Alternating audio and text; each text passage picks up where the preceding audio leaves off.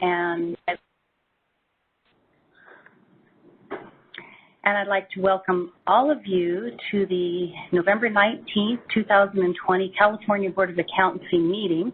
My name is Nancy Corrigan. I'm president of the California Board of Accountancy. I hope that you are all staying well during these trying times that we are all enduring. Please be advised that this meeting is being conducted consistent with the provisions of Governor Gavin Newsom's Executive Order N-2920. This time, I'm going to turn the meeting over to Ms. Reed, Board Relations Analyst, to take the roll call and establish a quorum. When Ms. Reed calls your name, please unmute your microphone and state your name. Please remember to mute your microphone once you have stated your name. At the end of the roll call, Ms. Reed, please advise me as to whether we have a quorum. Please proceed. Thank you, President Corrigan. George Familette. Present. Mary Jiang. Present. Carrie Ann Farrell Hines. Present. Dan Jacobson. Present. Soshi Leon. Present. Luz Molina Lopez. Present. Carola Nicholson. Present.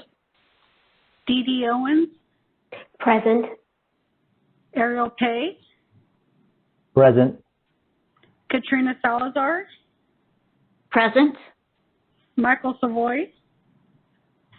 I'm here. Yin Tu. Present. And Nancy Corrigan. Nancy Corrigan, present. Thank you. And we have a quorum. Thank you, Ms. Reed. For some opening remarks, I'd like to thank CBA staff and the Solid team for their work in facilitating this virtual meeting, and thank the CBA staff especially for all that they do in assisting us with our very successful board meetings. As members may know, since we transitioned to virtual meetings, I have opted to travel to the CBA office and participate with Executive Officer Patty Bowers and her senior staff in the conference room. Following physical distancing guidelines, this has been extremely beneficial in facilitating a smooth meeting and to really get ourselves grounded as far as how to conduct virtually. So it's been very, very helpful. Today, however, Ms. Bowers and Ms. Pierce are participating remotely like each of you, and while I don't anticipate any issues with this minor setup change, I just appreciate your being patient as each of them, as we ask them to speak or to respond to questions. So a little bit of a delay possibly. Thank you. The CBA's mission is to protect consumers by ensuring only qualified licensees practice public accountancy in accordance with established professional standards. This mission is derived from the statutory requirement that protection of the public shall be the highest priority for the California Board of Accountancy in exercising its licensing, regulatory, and disciplinary functions. Whenever the protection of the public is inconsistent with other interests sought to be promoted, the protection of the public shall be paramount. Members of the public interested in participating in the meeting must join the WebEx meeting. Information and instructions are posted on our website. All lines are currently on mute. As I facilitate this meeting to allow for proceeding in an orderly manner, lines will remain on mute until I direct staff to open them for public comments. I will announce when we are accepting public comments on the various issues, and the staff will open the lines as appropriate. 5 minutes will be allotted to each individual providing comments. This approach is necessary to facilitate the meeting and ensure the board has the opportunity to complete its necessary business, and I appreciate everyone's understanding. At this time, we will move to agenda item 1, which is public comment for items not on the November meeting agenda. The moderator will provide general instructions and then open it up for public comment. Moderator, please proceed. Thank you, President Corrigan. So this is the moderator. Before we get started, I would like to remind board members and staff who are not speaking to please mute their microphones. If I hear background noise during the meeting as a result of a muted microphone, I will provide a brief reminder, simply mute microphones. There are members of the public in the audience and meeting minutes are being taken, so I ask board members and staff to please identify themselves before speaking. To facilitate public comment, we will be utilizing the WebEx questioning feature. When the board president reaches a point of the agenda at which public comment is appropriate, public comment will be requested. At the board's direction, I will turn on and announce the opening of the Q&A feature. Members of the public can indicate they would like to make a comment by clicking on the icon with a question mark within a square located at the bottom right-hand corner of their WebEx screen. These instructions will be posted on the screen at this time and each time public comment is requested. In the Ask field, typically in the lower right of the WebEx screen, members of the public who wish to make a public comment will type, "I would like to make a public comment," and send it to all panelists. Any other communications will not be responded to. Members of the public, it is not necessary to identify yourself to make a public comment. I will be taking the comments in the order that they are received. I will call on the member of the public, unmute their microphone. The member of the public will have 5 minutes to make their comments. I will provide a 30-second time warning before the time is up, and at the conclusion, the microphone will be muted and we'll move on to the next member of the public who has a comment. Please note that the Q&A feature is being used only as a means for the members of the public to represent that they would like to make a verbal comment. Once unmuted, the member of the public may verbally state their comment. This is not a means to ask questions of the moderator or members of the board. Such inquiries submitted using this Q&A feature will not be answered. If any of the attendees utilize profane names, they will not be called upon to prevent members of the public from being subjected to profane language. While you are free to express criticism for the sake of the members of the public participating on the call, please do not use profane language when making public comments to the board. Please note that the hand-raising feature is to be used by the board members and staff to facilitate discussion. Members of the public, please use the Q&A feature to submit your request. Hands raised from the members of the public will not be called upon. Thank you. So now we will open up for public comment. And that is on Agenda 1, public comments for items not on the agenda. The Q&A is now open, and the instructions are on the screen for your reference.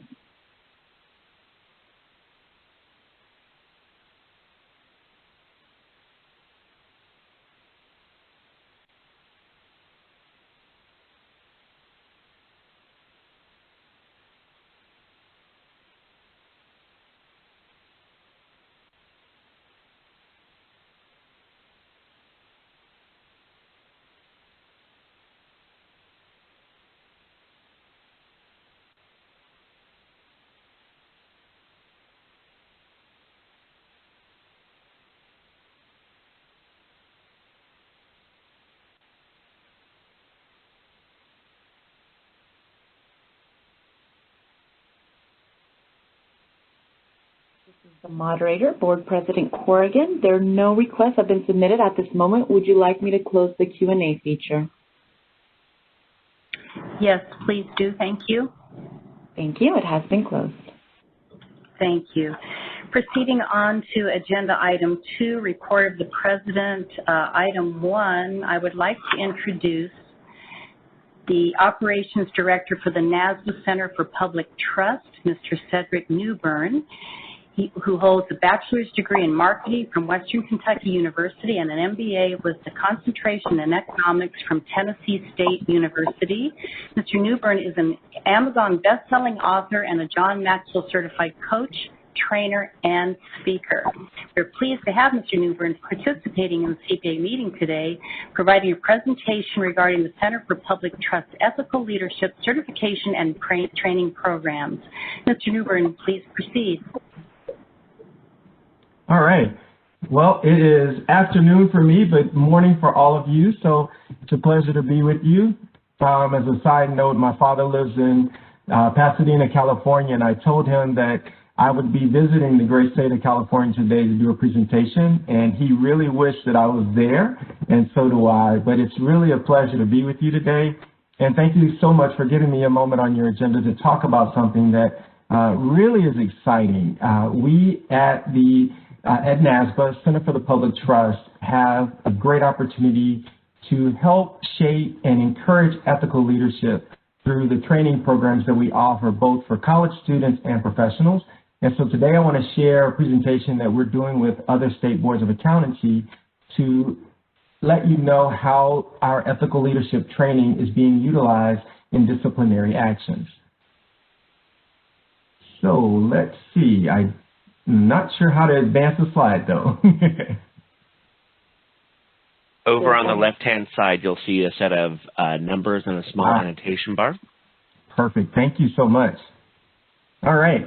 So the Ethical Leadership Training Program, it's really designed for practitioners to recognize ethical issues. We recognize that ethical dilemmas come hard, they come fast, and they come often.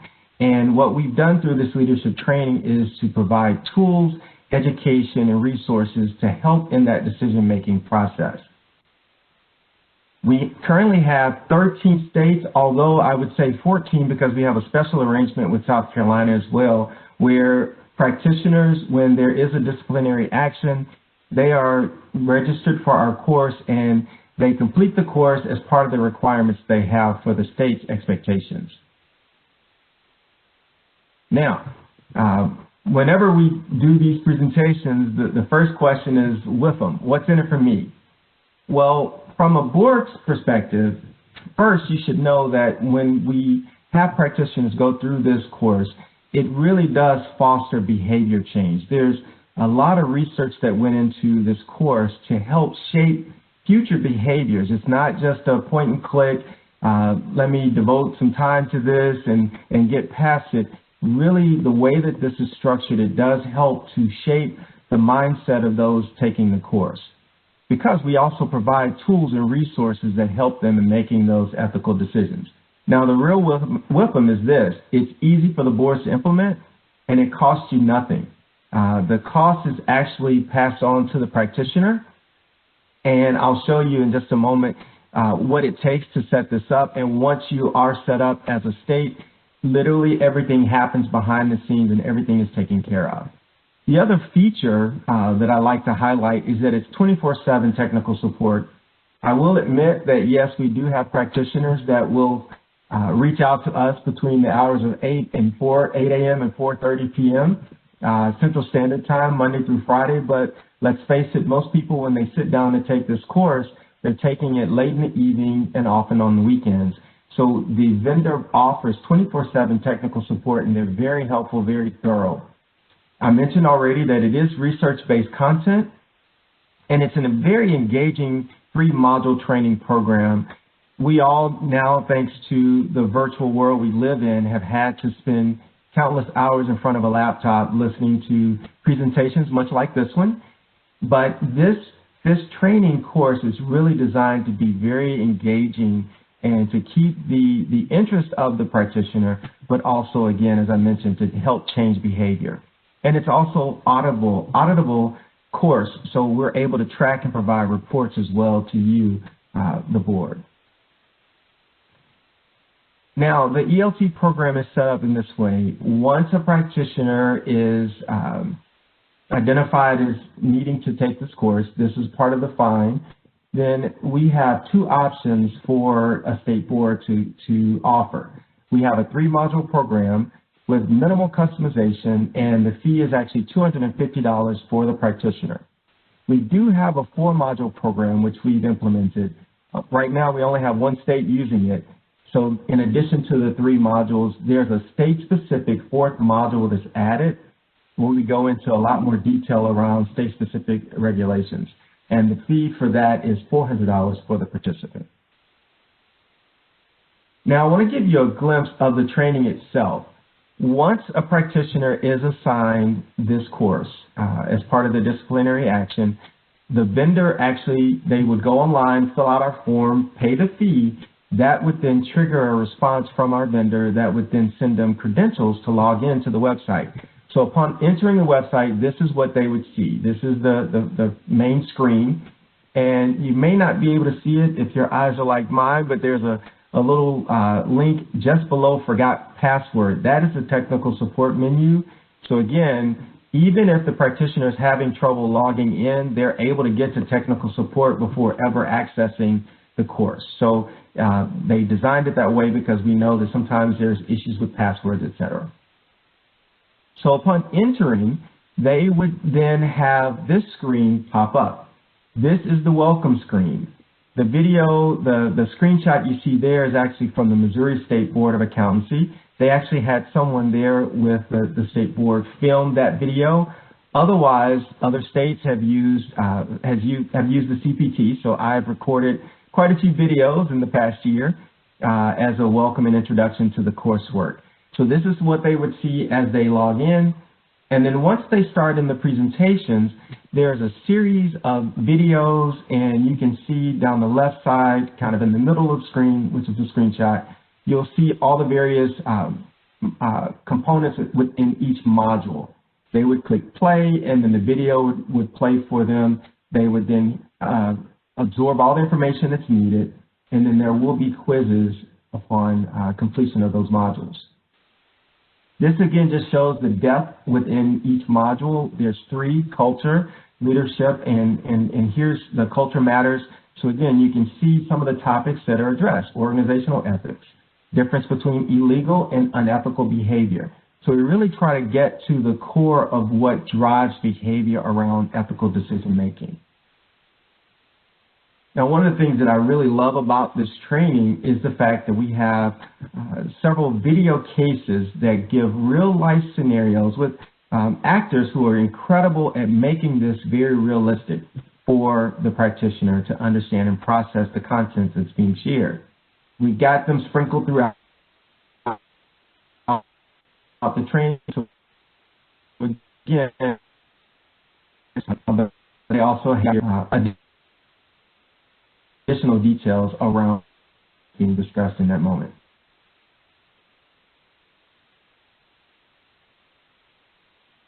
Okay.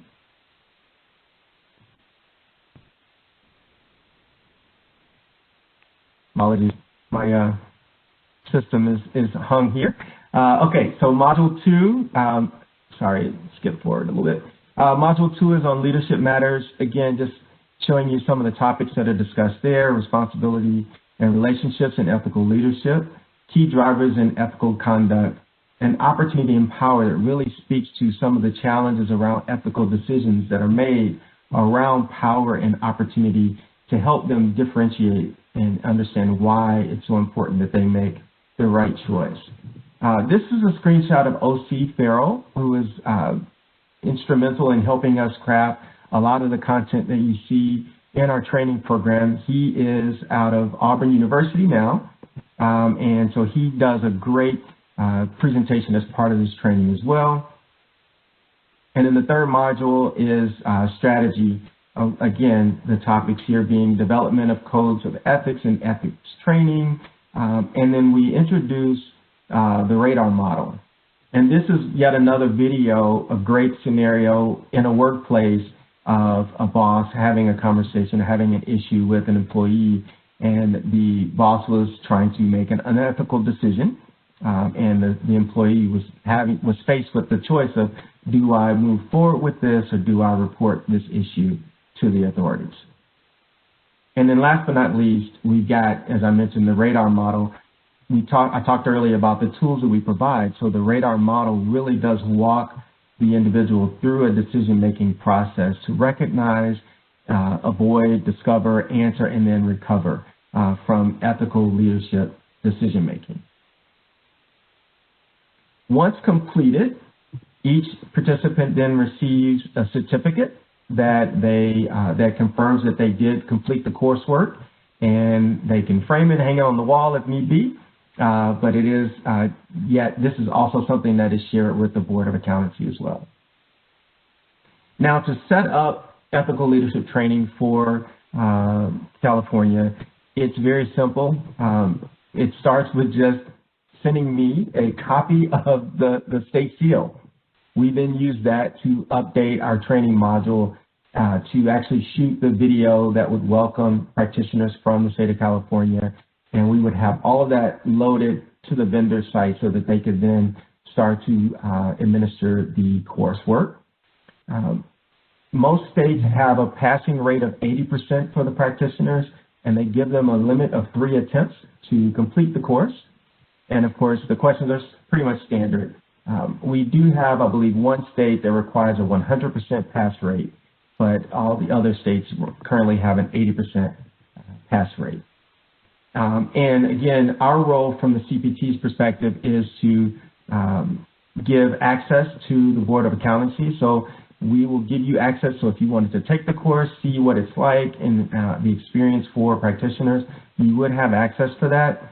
We also, at the CPT, would create the enrollment form that does include the payment process, and then we would work with the vendor to launch the course and provide that link for enrollment to the board so that as a practitioner is being assigned the course to complete as part of their experience with the board, then you would just simply send that email out with that link, and we would take everything from there. So I know that was a pretty quick and dry conversation and presentation, but I wanted to just hit the highlights. Again, we have had some great success with this. We have some states that truly, truly appreciate the level of support that they're getting from this. So anytime a practitioner does have disciplinary actions, they are sharing this with them. And as I mentioned, we've got 13 states. We're in conversations with 2 others, and would love to have California be part of our disciplinary action program through the ethical leadership training. So I'd love to open this up if anyone has questions or even comments about this. Thank you, Mr. Newbern, for all of that information. Members, do we have any questions or comments in connection with this presentation? Ms. Salazar. Thank you. This is Katrina. I just have a question. Can you talk a little bit about the fees that are paid, and then do any of those proceeds go to assist future leaders in ethical decision-making? Okay. Thank you, Katrina. Yes, so the fees that are paid, I mentioned it's $250 for the course. Depending on which module you select. The 3-module course is $250, the 4-module is $400. And the proceeds from the course payments go to support the work that we do in our student CPT program. So we have 48 college campus organizations around the country. We just opened a student CPT at the University of Guam. So the proceeds from these training courses then help fund the program that we provide to those students. So we are very excited about that. We also have an ethical leadership certification program that's geared for college students as well. Again, the proceeds from this helps underwrite some of the costs as well for those, the ethical leadership training as well. So you are, in fact, through this program, impacting future leaders. So thank you again for asking that question. Thank you, Ms. Nicholson.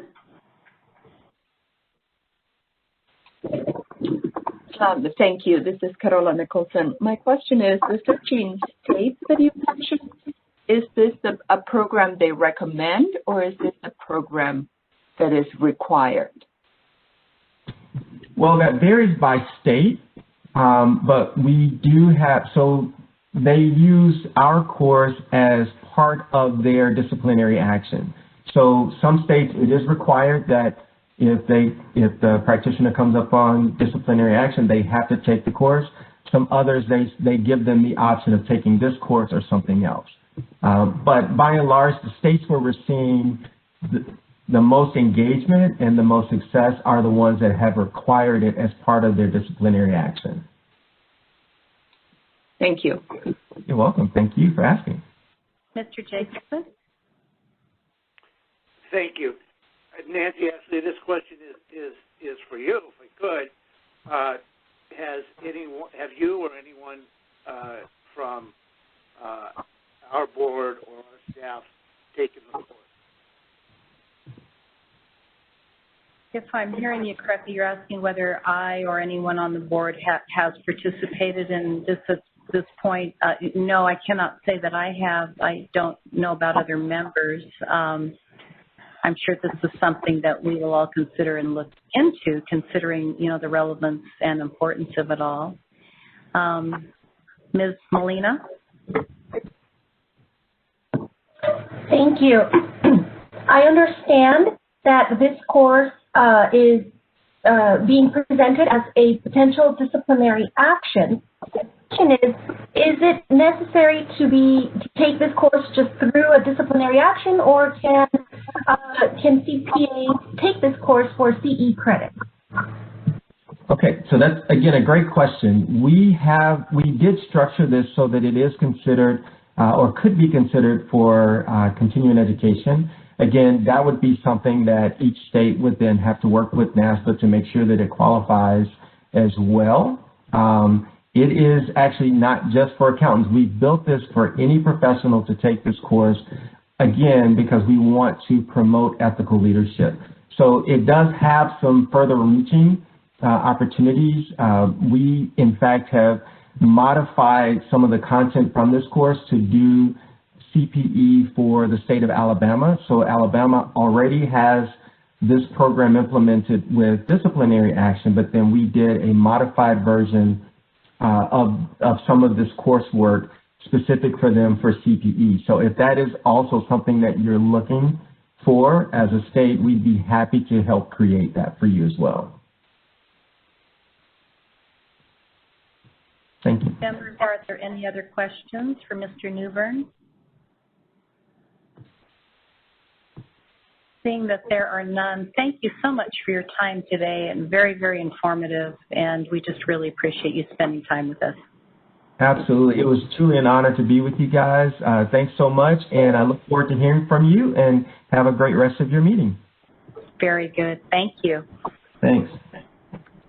I will be moving on to agenda item 2B, which is an update on the call with DCA Director regarding the General Loan Fund. As you recall, in our July meeting, Secretary-Treasurer Mark Silverman reported that Governor Gavin Newsom had authorized a $10 million loan from the Accountancy Fund to the General Fund to deal with fiscal crises caused primarily by COVID-19 pandemic. And these loans are authorized under government code, where funds from special funds such as our own, the Accountancy Fund, can be loaned to meet budgetary needs. There was an element of protection, of course, mentioned in that if we can demonstrate a need, we can request a return of funds prior to the scheduled repayment date, which is 24/25 plus interest accruing on the outstanding balance. Certainly, repayment could occur sooner if the state's financial condition were to improve. Vice President Savoy, Executive Officer Bowers, and I had a conference call with DCA Director Kimberly Kirschmeyer and her budget office personnel regarding the board's concerns over this and the impact it would have on our months in reserve. As you can see in your materials, attachment 1, our months in reserve drops to 6.3 in fiscal year 2021, and it decreases to 5.1 in fiscal year 21-22. Perilously low numbers for us, and something obviously we all know that we've been working hard to build and increase as we were projecting declines in the future. In that conference call, Director Kirschmeyer provided assurances that we should continue with our great effort in protecting the consumer and with our enforcement activities, and that we could demonstrate the need that they would be able to refund some of those funds and to do that as fast as within a 2-week period. So that gave us assurance. We were given the green light, go ahead and do the things that we do, that our enforcement group does so well. The budget office and CBA staff will be monitoring this very, very closely and reporting to us at every meeting. Members, do you have any questions in this regard? Seeing that there are none, I'm going to proceed to agenda item 2C, which is the 2021 CBA Member Committee Interest Survey. These surveys need to be completed. Attachment 1 needs to be considered. as far as your interest in serving on various of the board committees, and also liaison for our advisory committees. The new board president will take that into consideration in making these assignments.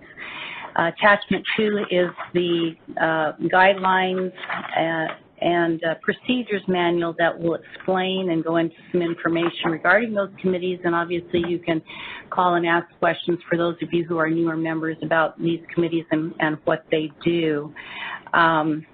The Qualifications Committee and Enforcement Advisory Committee will have a northern and southern liaison. However, at this time, everything is virtual, so until we get back to in-person meetings, it's just the way it will go. Peer Review Oversight Committee meets exclusively in Northern California, again, all of it being virtual at this time. So please be sure to complete Attachment 1 and submit it to Ms. Reed by Tuesday, December 1st. And are there any questions in this regard from the members? Seeing that there are none, I'm proceeding on to agenda item 2D, and this is the announcement of CBA members and staff appointed to NASBA committees.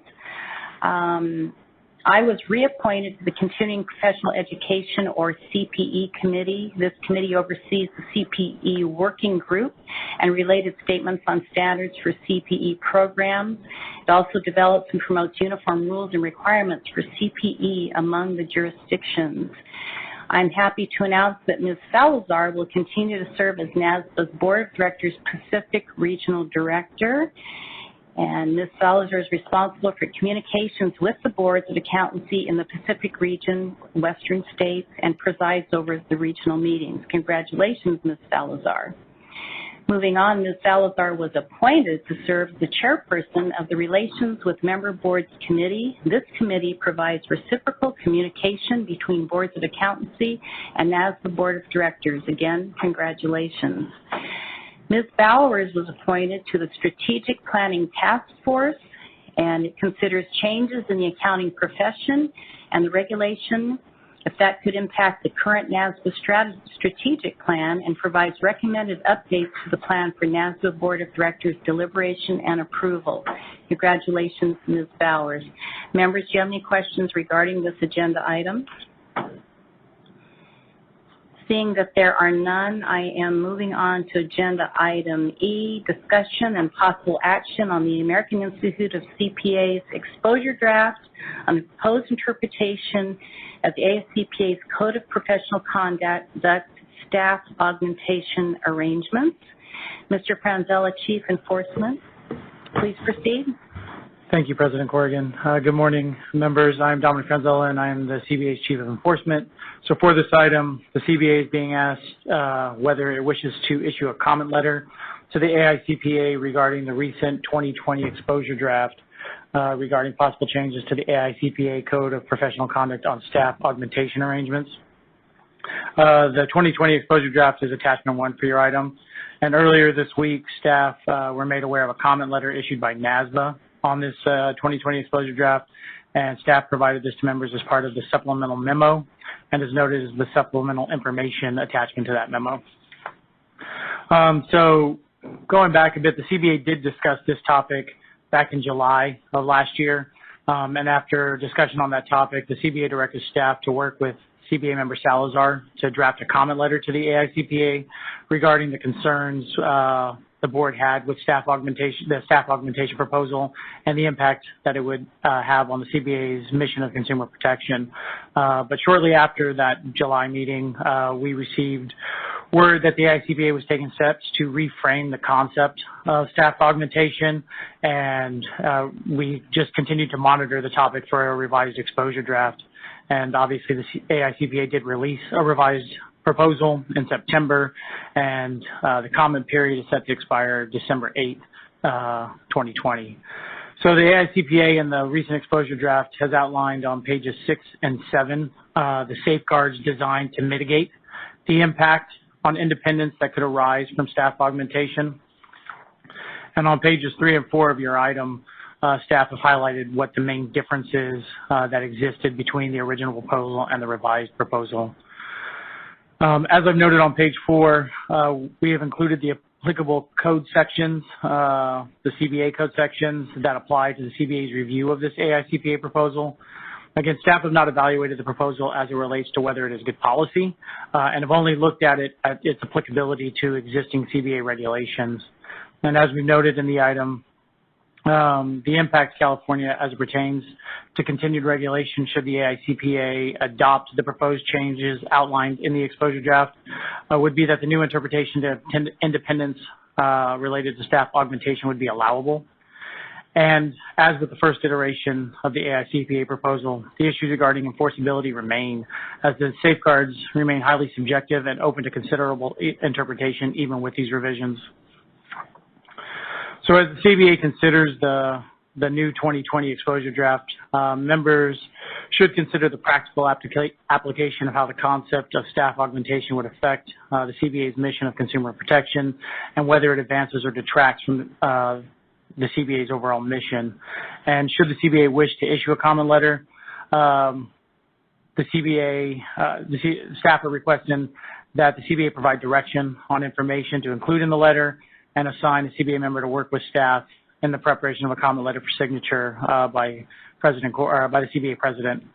On pages 10 and 11 of that exposure draft, the AICPA has asked for feedback to a series of questions regarding the proposal, so that's one way the board could consider structuring a response. But if the CBA remains, as they were in July, more adverse to the overall concept of the staff augmentation and independence proposals being offered in the AICPA exposure draft, the CBA could just simply write a letter that's focused on that and the impact of the CBA's mission of consumer protection, and that would be kind of the focus of what the board's letter could be. Obviously, we will continue to monitor possible adoption by the AICPA, and if the CBA believed this would adversely impact its consumer protection mission, the CBA could seek to amend or adopt new regulations to offset the impact, potentially seeking a statutory relief as well if that was necessary. So at this time, staff recommend that the CBA evaluate the 2020 exposure draft to determine if the revised new interpretation has an adverse impact on its mission of consumer protection, and if so, to consider issuing a comment letter to the AICPA. With that, I would like to turn the discussion on this topic back over to President Corrigan, and I'll do my best to answer any questions members may have. Thank you, Mr. Franzella. Members, do we have questions or comments for Mr. Franzella? Mr. Jacobson. I don't understand the problem. In other words, the basic problem. Why would a client have to or need to or feel a desire to hire from the independent accounting firm? Is there an answer to that question?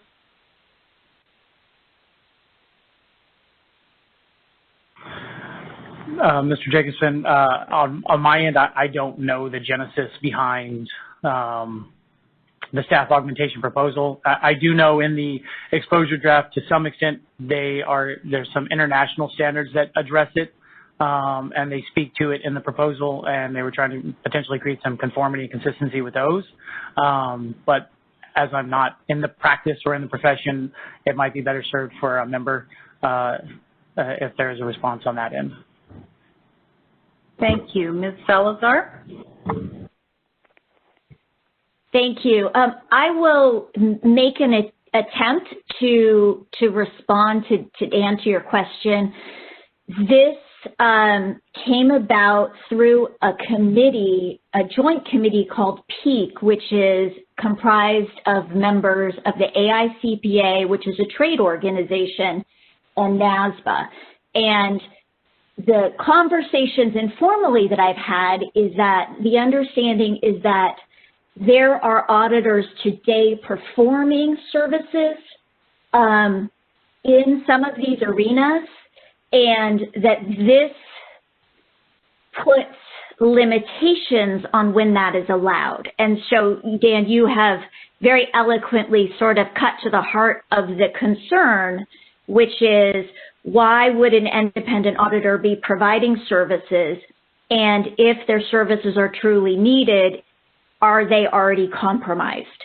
So all of this back and forth and these revisions have been an effort to protect consumers in narrowing the scope and the situations in which this is considered allowable, and to give guidance that both boards and practitioners can follow in terms of how they can apply this. So it gets a little complicated. There were some presentations through NASBA detailing the relationships and situations. But what I would point out, and I might have missed it in Dominic's presentation, is that there was a mailing of CBA Item 2E supplemental information, which is new. On November 2nd, NASBA gave their feedback on staff augmentation and continue to encourage the narrowing of terms and refinements. So hopefully that is helpful. Thank you. Thank you. Thank you. Ms. Molina? Yes, thank you. Thank you, Ms. Salazar. I did have a question about that letter from NASBA from November 2nd. I do understand before this letter, it was NASBA who presented a very clear concern for the AICPA, and now their response in the letter from November appears to be in support based on the recent changes from AICPA on the exposure draft. And I just wonder, is this going to soften, in a way, CBA's approach to this?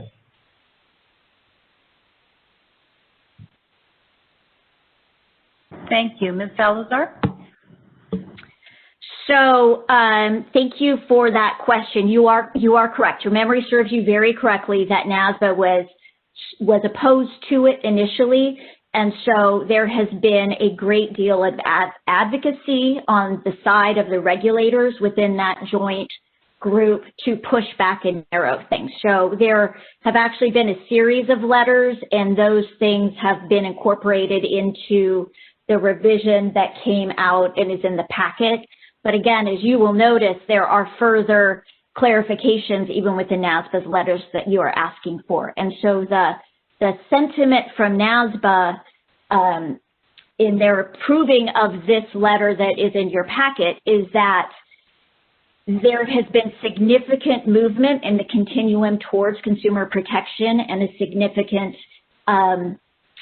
improvement in the narrowing of terms and situations in which it's allowable. But again, even today, NASBA is saying AICPA and Peak Committee, we believe you should continue to make some edits.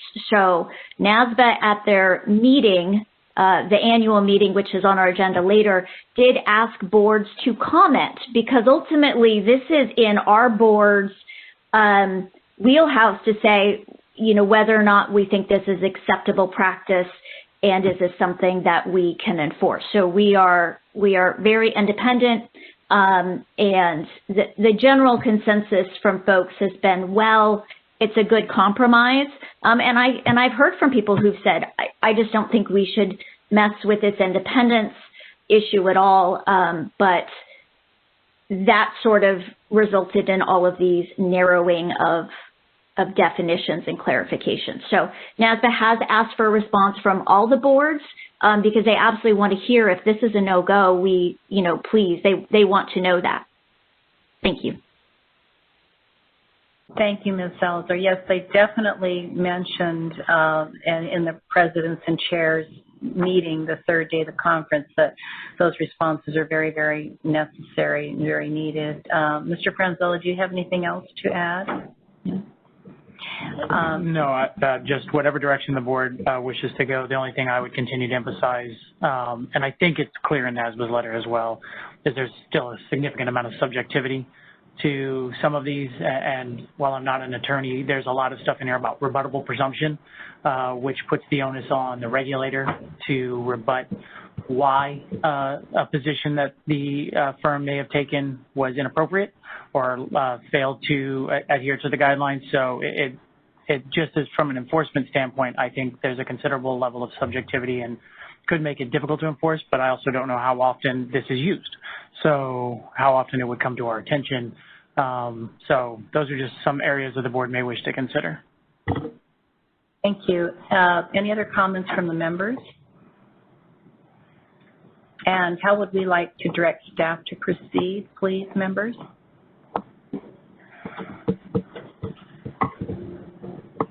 Ms. Salazar? This is Katrina. Have we ever received any complaints about the appearance of lack of independence in these kinds of situations? To the best of my knowledge, yes.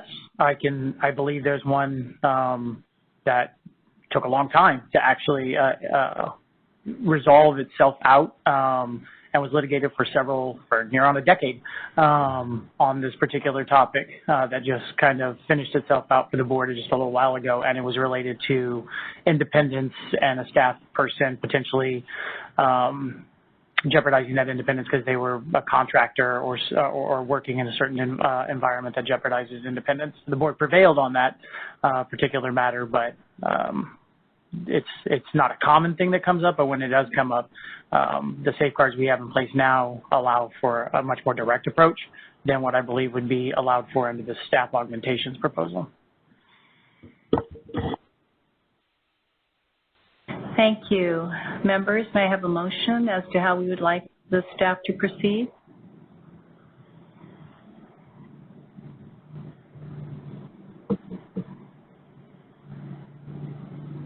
Mr. Jacobson.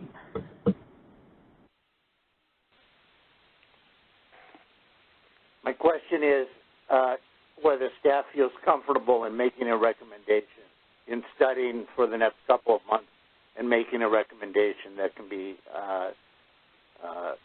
agendized. Franzella? Sorry, if Mr. Jacobson can repeat that in as much as what we would continue to study. There's a need to at least potentially comment on this by December 8th. So that would maybe be the first kind of idea. Staff, again, I don't have a recommendation on the policy and whether or not staff augmentation is a good thing for consumers in the profession. I think from staff's perspective, the biggest issue and concern that we have, at least on the enforcement side, is its enforceability with a high degree of subjectivity. And if, again, NASBA, I think, was pointing at that as well in their letter, and there needs to be further refinement. But that would be the only recommendation I would have, is just if they're going to continue to explore this, that they really have to narrow and push in the guardrails to make sure it's more enforceable. Thank you. Ms. Salazar? Thank you. This is Katrina Salazar. And I think maybe that's the issue. I'm hearing us talk about things that I've heard, which is how do we enforce it? And that ultimately is the challenge. And so I guess what I would suggest is we could comment on whether or not we think NASBA's comment letter is moving in the right direction, but I think from what I'm hearing, we should definitely add that if this is approved, that we will, we would look to NASBA to provide some guidance to state boards on enforcements, because because of the nature of the, the current enforcement structure we have isn't set up to handle it. I mean, I think it's important for them to hear it's problematic to enforce, and that's our job. So I think if that's the case, we should be making that statement to NASBA that we have that concern. Thank you. Thank you. Ms. Molina? Yes, thank you, Ms. Salazar. I completely agree. I do feel that we can bolster our argument in that letter as a response to NASBA, saying, citing that example, that the time that we have seen this come upon our board, it took 10 years to complete. And I think it is important for NASBA to recognize and have that as a concrete example of what we would be dealing with. Also, I do understand perhaps these are very unique cases and not, we won't come upon them very often. But the fact of the matter is we have at least one example that has taken 10 years of resources to resolve. And I would like to make a motion to send a comment letter to NASBA by that December 8th date to illustrate this point. Members, just to be clear, the letter is not to NASBA. It's not that we wouldn't copy NASBA on it, but the letter is to the AICPA and their specific exposure draft. So the staff would, in addition to your motion, Ms. Molina, it would just if we would have a staff member, or sorry, a member to be able to work with, and then run the letter through, so purposes of getting it to President Corrigan or the incoming president to sign. Sounds good. Thank you. And do I have a second to that revised motion? Salazar? I will second that, and if I may be so bold as to offer an additional comment, I would say thank you, Luz, for that input and that motion, and I would throw out a compliment to our staff. We are one of the largest boards in the United States. We have a large staff, larger than almost every other state, and we've got a talented staff with a lot of experience. And so I am very concerned when I hear that it is a problem for us, because I would remind folks that other folks will look to us as leaders within the profession by virtue of the size of our state. And so if it's a challenge for us, imagine how an under-resourced board might have even greater difficulty with managing it. So again, I would just remind folks that if it's a challenge for us, we should take that very seriously and not discount the importance of our opinion. Thank you, Ms. Salazar and Ms. Molina, for your very helpful and meaningful comments. So I have a first and a second. Is there any further discussion from board members? Seeing that there are none, any comments from the public? This is the moderator. At this moment, I'm going to open the Q&A feature at the direction of the board. Members of the public, if you would like to make a comment about this item, click on the Q&A icon at the bottom right corner of your screen and type, "I would like to make a comment," and send it to all panelists. I'm going to pause now to allow members of the public time to access the Q&A feature.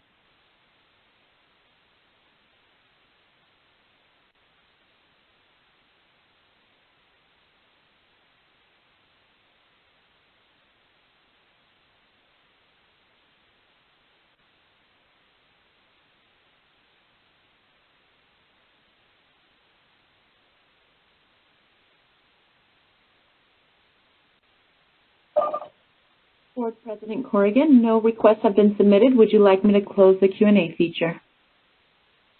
Yes, please.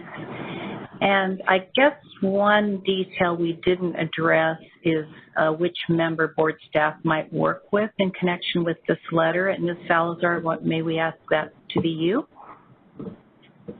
Yes, I accept. Thank you. Thank you. Ms. Reed, would you please call for the vote? At the end, please give us the result. George Familat. Yes. Mary Jiang. Yes. Carrie Ann Farrell-Hines.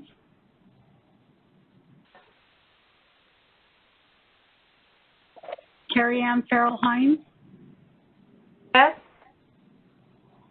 Dan Jacobson. Yes. Soshi Leon. Yes. Luz Molina Lopez.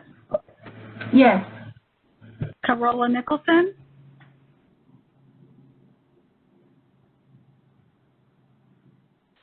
Carola Nicholson. Sorry, yes. Dee Dee Owens. Yes. Ariel Pay. Yes. Katrina Salazar. Yes. Michael Savoy. Yes. Yen Tu, Yes. and Nancy Corrigan. Yes. And with that, the motion passes.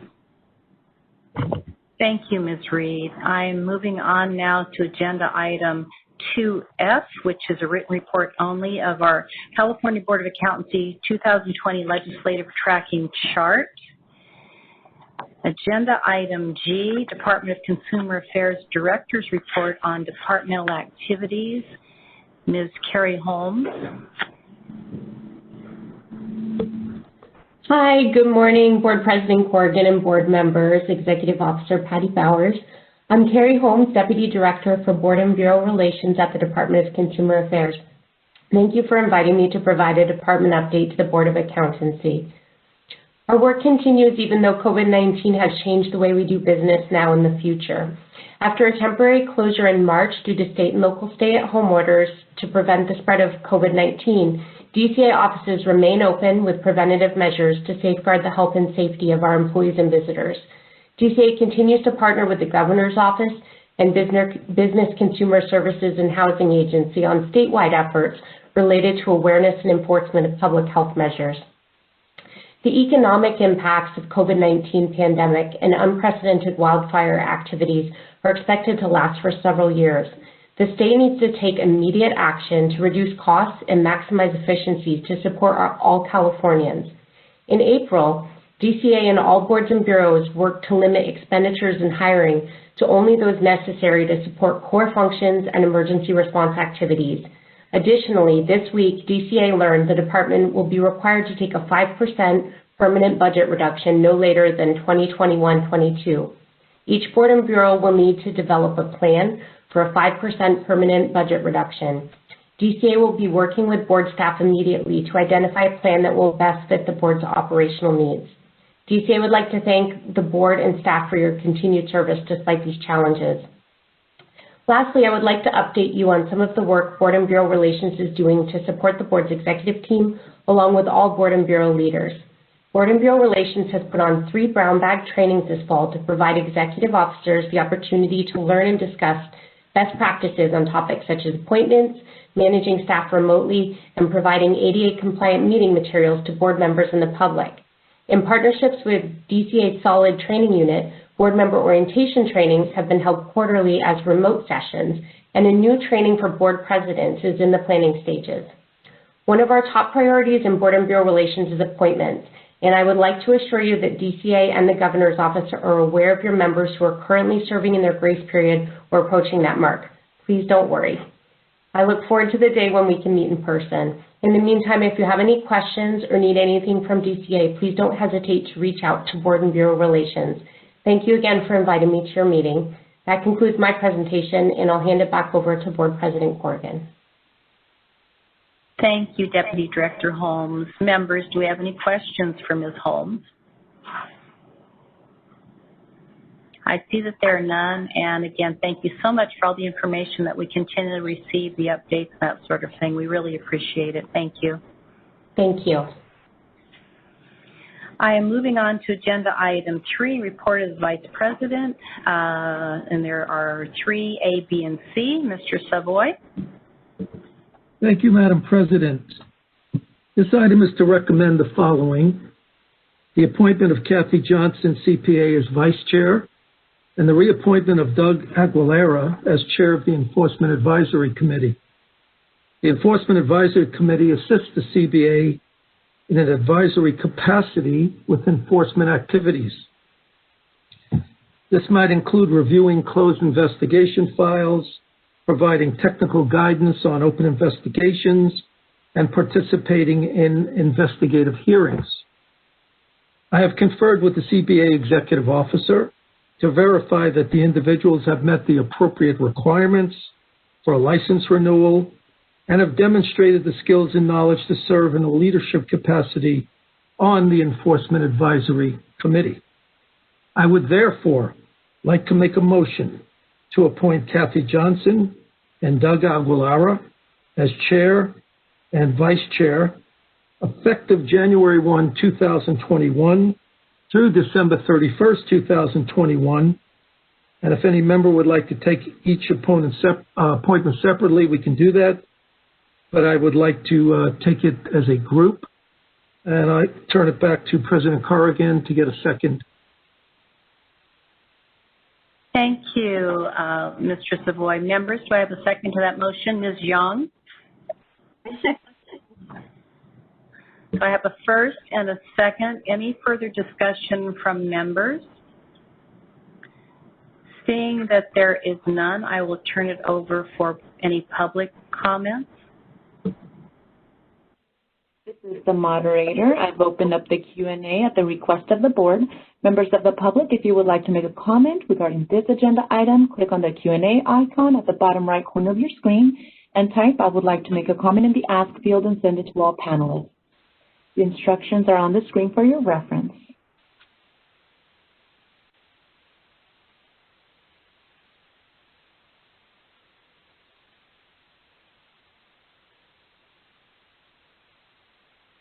Board President Corrigan, no requests have been submitted. Would you like me to close the Q&A feature? Yes, please do. Mr. Savoy, please continue with agenda item 3B. Are we not taking a... Take a vote. Ms. Reed, that was a test, everybody. Ms. Reed, would you please call for the vote and give us the result? Thank you. George Familet? Yes. Mary Jiang? Yes. Carrie Ann Farrell Hines? Yes. Dan Jacobson? Yes. Soshi Leon? Yes. Luz Molina Lopez? Yes. Carola Nicholson? Yes. Dee Dee Owens? Yes. Ariel Pay? Yes. Katrina Salazar? Yes. Michael Savoy? Yes. Yin Tu? Yes. And Nancy Corrigan. Yes. With that, the motion passes. Thank you, Ms. Reed. Now, Mr. Savoy, please continue with agenda item 3B. Thank you. This item is to recommend the following: the reappointment of Pradeep Budhara, the appointment of Michael Williams as Vice Chair, and the appointment of Nazi Razinian as Chair. The Qualifications Committee assists the CBA in its licensure activities by reviewing the experience of applicants for licensure and making recommendations to the CBA. This includes conducting work paper reviews with the applicant or the employer present to verify that the responses provided are reflective of the requisite experience for licensure. I have conferred with the CBA executive officer to verify that each individual has met the appropriate requirements for a license renewal and have demonstrated the skills and knowledge to serve in a leadership capacity on the Qualifications Committee. I would therefore like to make a motion to reappoint Pradeep, appoint Michael Williams as Vice Chair, and appoint Nazi Razinian as the Chair of the Qualifications Committee, effective January 1st, 2021 through December 31st, 2021. If any member would like to take each one separately, please let us know. Otherwise, I turn it back to President Corrigan to get a second on the motion. Thank you, Vice President Savoy. Members, may I have a second to that motion? Ms. Tu? Yes, I would like to second that motion. Thank you. Any further discussion from the members? Seeing that there is none, I will turn it over for any public comments. This is the moderator. I am opening up the Q&A feature. Members of the public, if you have a comment, please click on the Q&A icon and type, "I would like to make a comment," and send it to all panelists.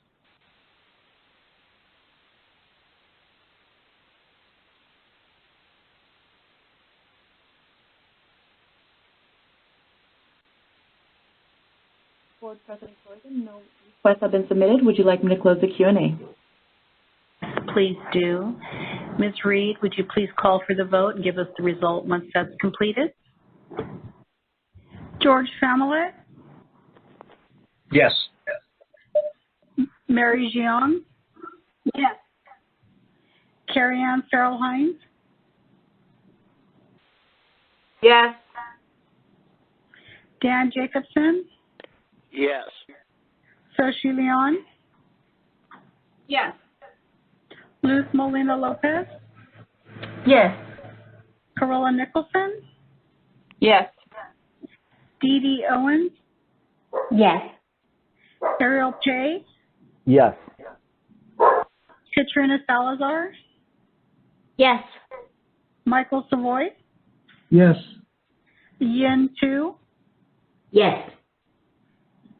and Nancy Corrigan. Yes. With that, the motion passes. Thank you, Ms. Reed. Vice President Savoy, please continue as agenda item 3C. Thank you. Last but not least, this item is to recommend the following for the Peer Review Oversight Committee: the appointment of Sharon Selleck as Vice Chair and the appointment of Renee Graves as Chair.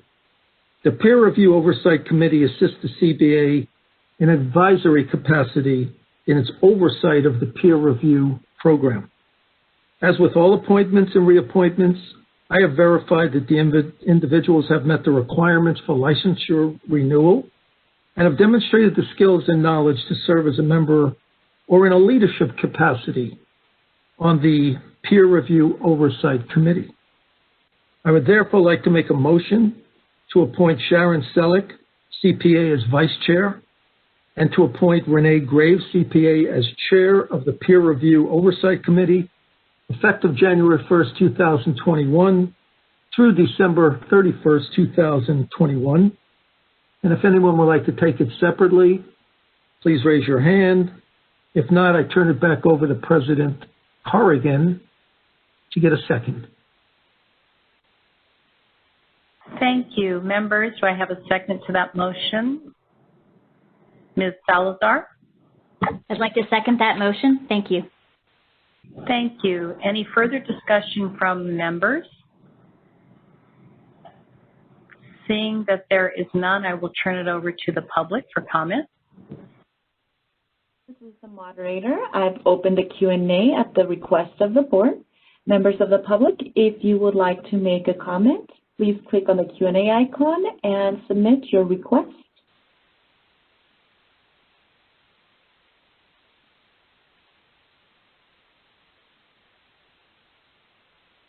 Board President Corrigan, no requests have been submitted. Would you like me to close the Q&A feature?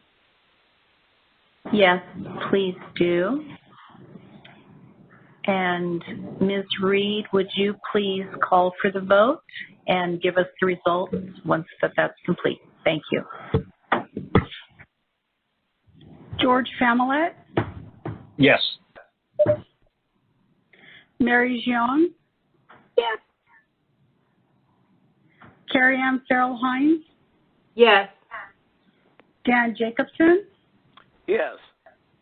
Soshi Leon, Yes. Luz Molina Lopez, Yes. Carola Nicholson, Yes. Dee Dee Owens, Yes. Ariel Pay, Yes. Katrina Salazar, Yes.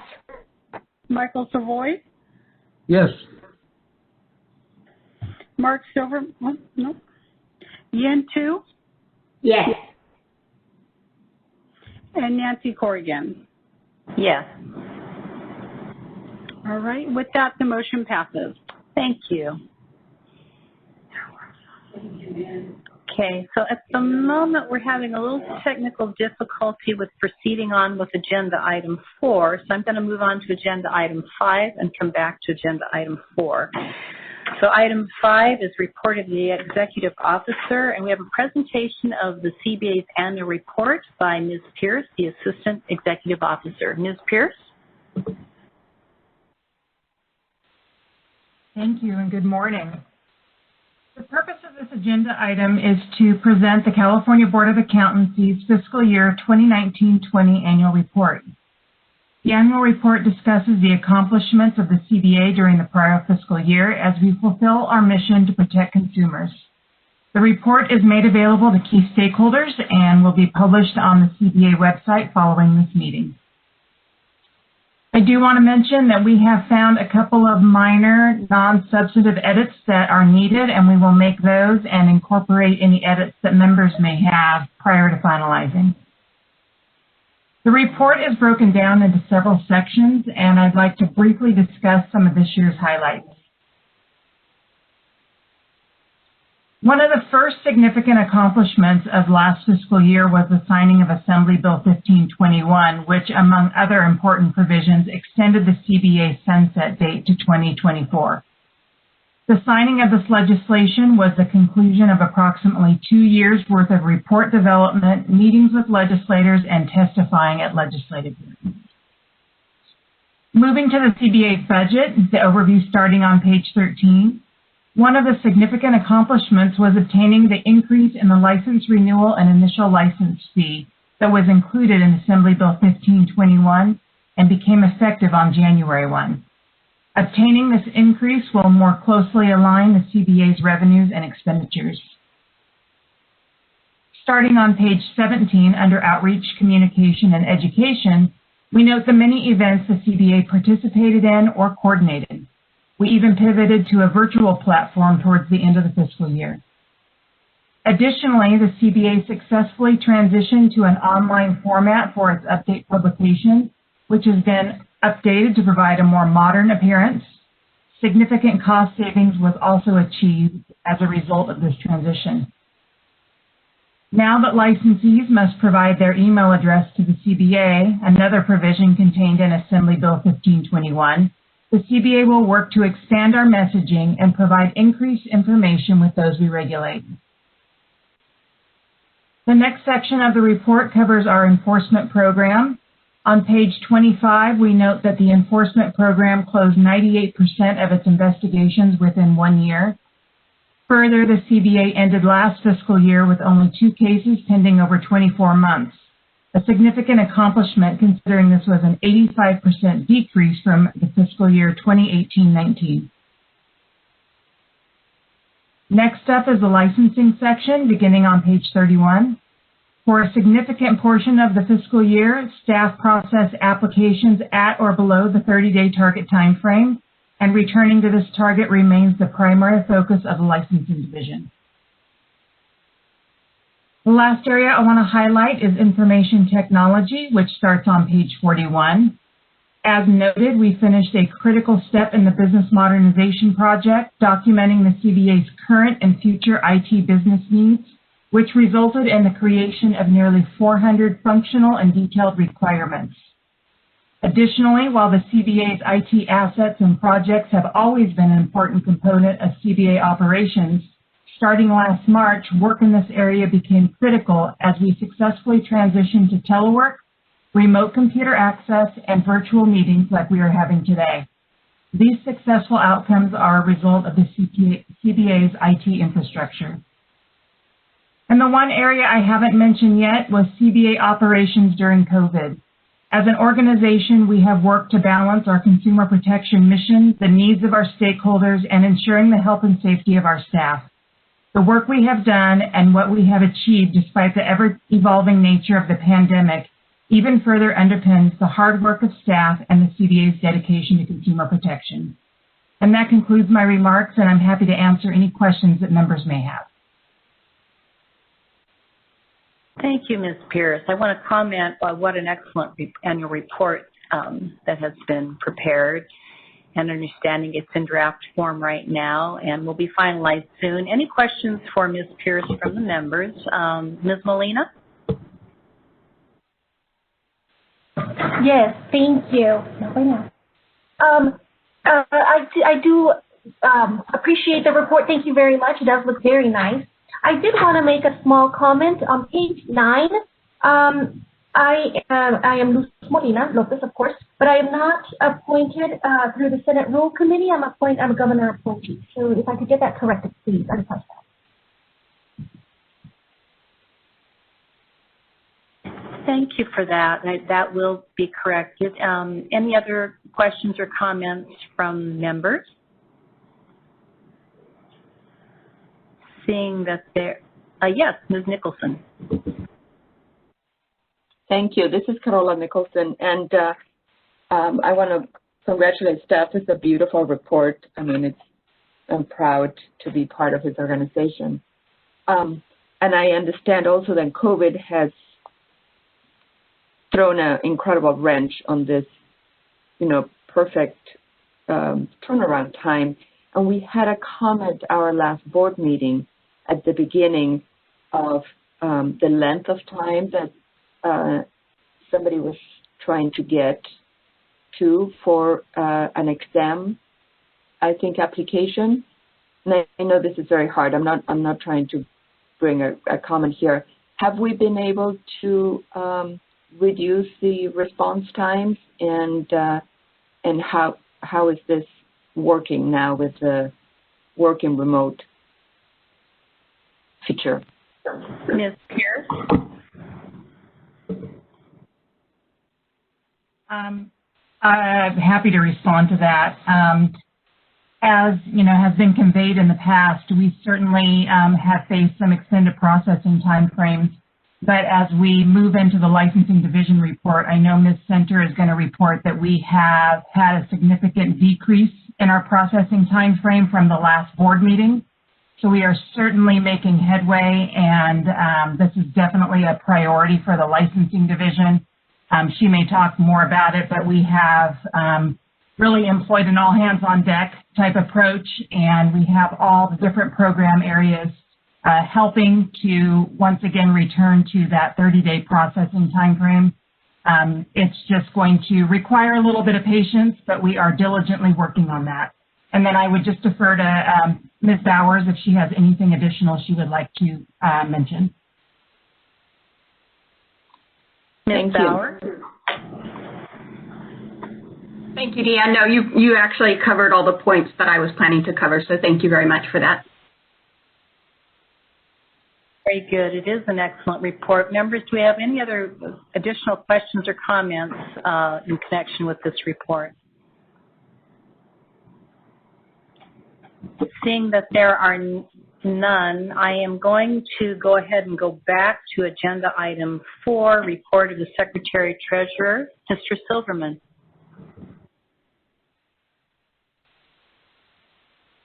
Pardon, could you repeat that? Yes, I'm now going back to agenda item 3.4, which is report of the Secretary Treasurer. Mr. Silverman, could you please provide your report?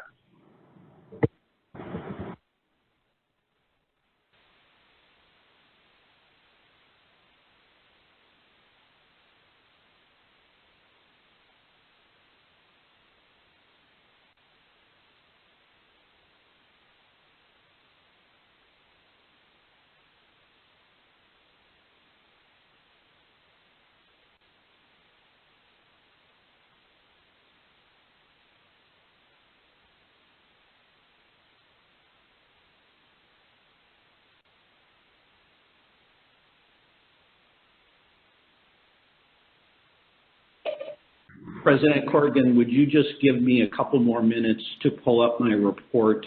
I'm having some technical difficulties. So, Absolutely. So just put me as the next item, and I'll have my report by then. Thank you. Very much will do so. Agenda item 5B, discussion and possible action regarding continuing education reciprocity.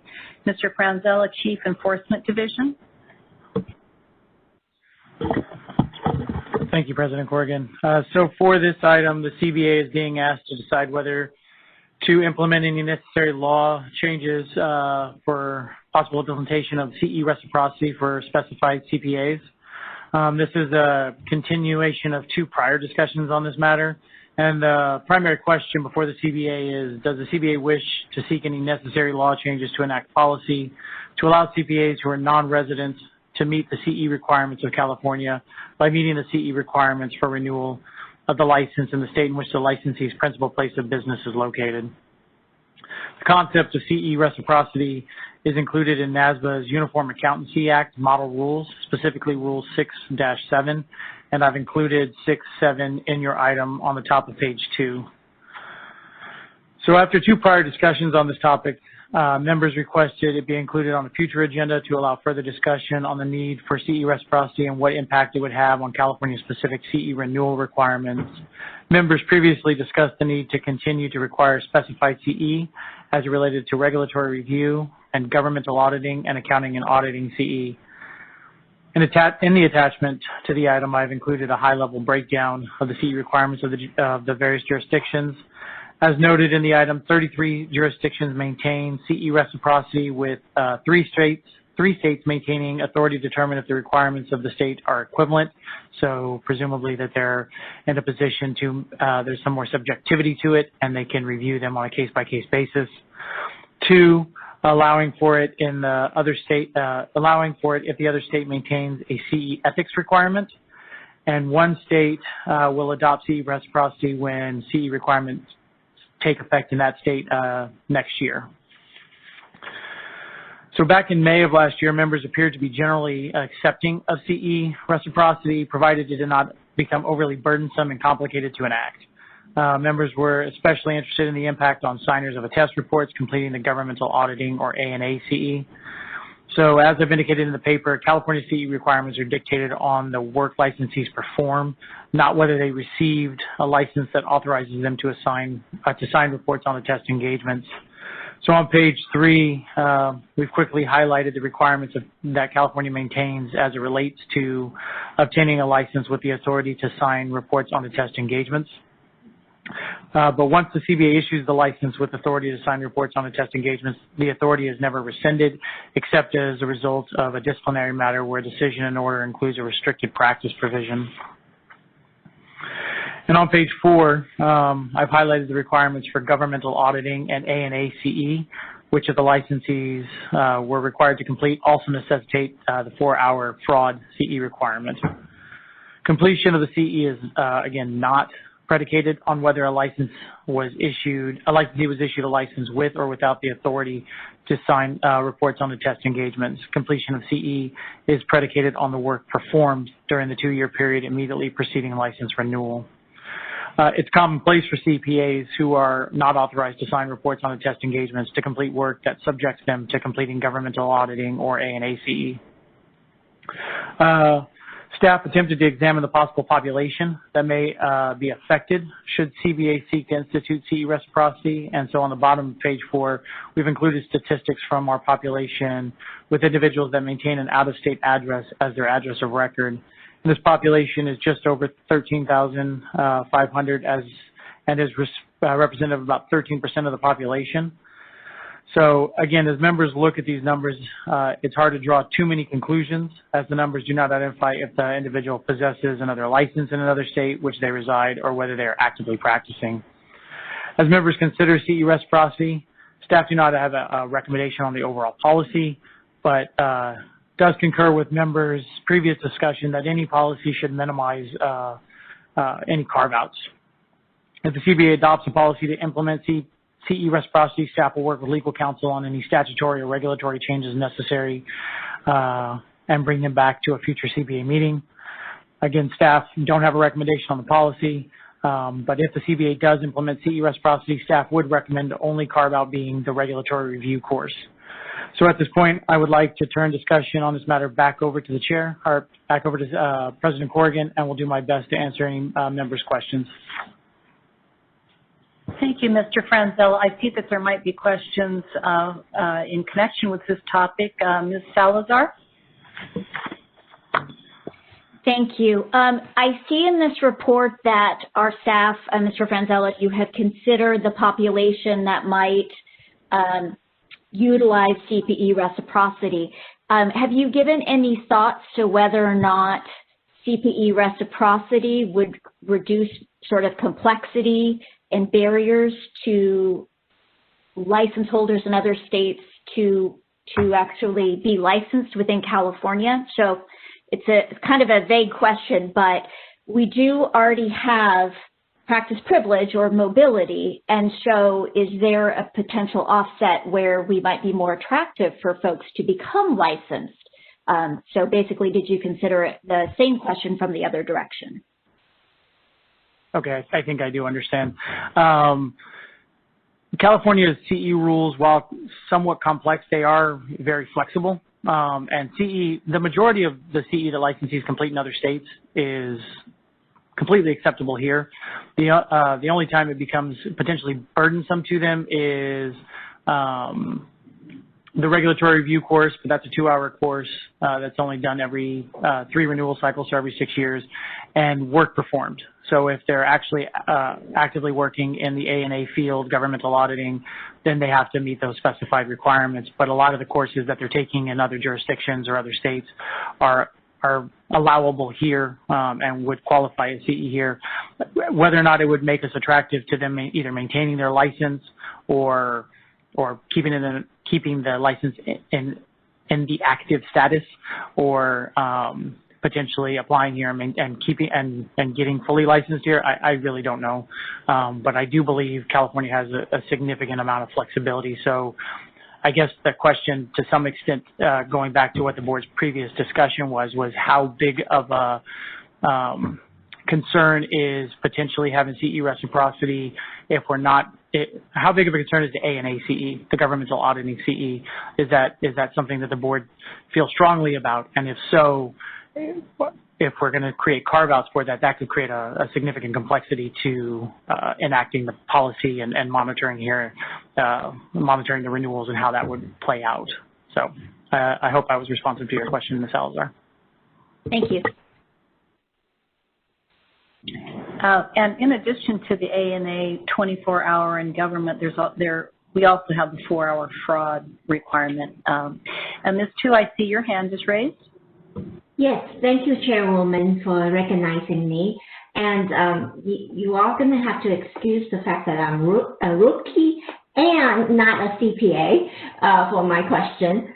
In the same vein as Ms. Salazar, in terms of the CA, with the brave new world that we're in, a lot of other licensees have CA requirements that are now going virtual.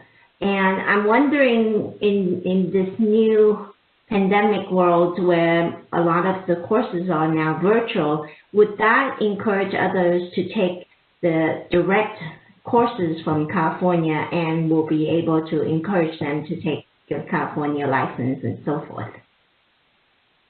Are you seeing that trend? Is kind of where I'm heading to. Thank you, Ms. Tu. The CE is not required to be taken in any specific way from a California vendor or a California specific provider.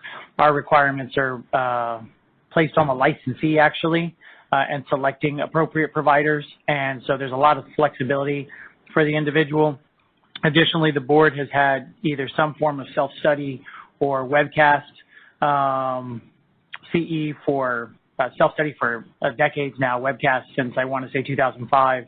And so licensees have had a lot of flexibility in the methodology that they can complete CE in. So I don't know if, while the pandemic has had significant impact in a lot of ways, CE is something that is still readily available for individuals to take pretty easily, at least in terms of self-study and webcasts, as long as they're finding offerings out there. Thank you. Ms. Owens. Thank you. Given the history of this topic on the board agenda, it might help me to better understand where the ask is coming from. Is it coming from our practitioners? Bella? Actually, to the best of my knowledge, it came from the board, especially as we were coming out of the practice privilege mobility provisions and making those permanent. There was an ask of staff to evaluate the CE reciprocity topic, and we've done that on a couple of occasions, but I haven't heard it come up from the profession as a whole. Just, I believe it was an ask of the board. Okay, thank you. Ms. Salazar? Thank you. So the question I have is that if the board were to consider CPE reciprocity, Mr. Frenzella, could you help me understand whether or not our disciplinary guidelines would allow us to require, so for example, if we have someone that comes in under reciprocity and say maybe they didn't take the carve-outs that we required, they didn't have 24 hours of A&A, and they were disciplined by our state, would we have within our toolkit still have the ability to say, as part of your discipline, we require you to take X units in this area as sort of a remediation discipline? Thank you. So yes, I believe so. I don't see an issue with that. At least in terms of a stipulated settlement, the board would likely have to really evaluate its disciplinary guidelines for the proposed model rules, so that if an ALJ were needing to consider the topic and there was something specific in this area, that they would try to seek to fill any deficiencies or gaps. That's something on the stipulated side is easily done from my end, but would be less recognizable for an ALJ, and you would get a lot of disparity potentially, and then the board would either need to correct that at the time they're looking at a proposed decision or move forward with whatever the decision says. As for some of the other enforceability about it, I guess it really just would end up being the structure that the board kind of looks at in terms of its carve-outs, in terms of its, because again, we're relying on another state to police their CE, and are they policing it appropriately? And we would rely on them to make any determinations on whether or not there were deficiencies, and then I don't know how that would then play out over here. If there was a found deficiency over there, I assume they have to rectify it and continue to stay in good graces with that state in order to meet the CE here. But is there a lapse in practice rights because they got notified? I don't know. So I think there's some nuances to it that would need to be fleshed out if the board kind of wanted to go down that path. And again, the more the carve-outs, I think the more complicated it becomes. Thank you. Any other comments, questions from board members? Ms. Salazar, I see your hand again. Thank you. I guess I just have a comment. I like the idea of reciprocity. But I would acknowledge we are far more prescribed in our CE requirements than any other state. And we didn't mention it, but we also added 8 hours for compilations. I'm not recalling the right word, but we have yet another criteria in place within our state that we are the only state that has that currently. So there are some differences. My understanding is that there is substantial equivalency between states. And so I would suggest that, my opinion, I'll share my opinion. I like the idea of reciprocity with states that require ethics because I feel that is critical. And I do agree with the staff suggestion about the regulatory review carve-out. I am bothered by the fact that our disciplinary guidelines might present some hiccups with an ALJ because they don't have some of the tools in there to require specific training. So my opinion is that although I support this, I would probably defer it until after we look at our disciplinary guidelines and we make sure that our toolkit is fully stocked so that should a case come to us, we have, and the ALJs all have everything lined up and understand our expectations about specific remediation areas. So I like it in theory, but think maybe it might be premature right now for us. Thank you.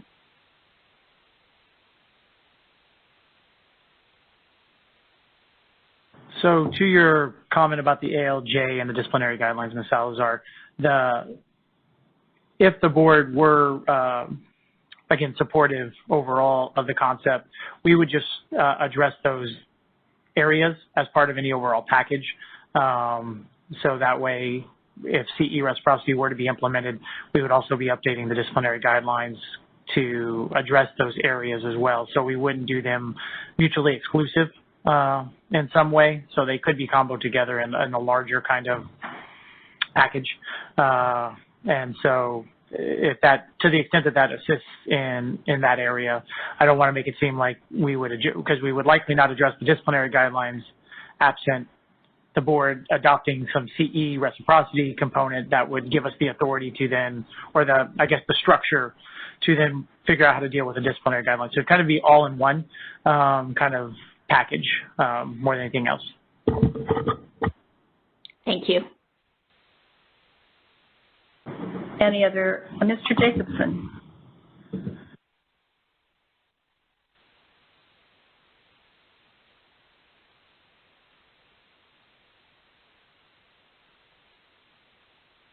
Mr. Jacobson, I see your hand raised. Sorry.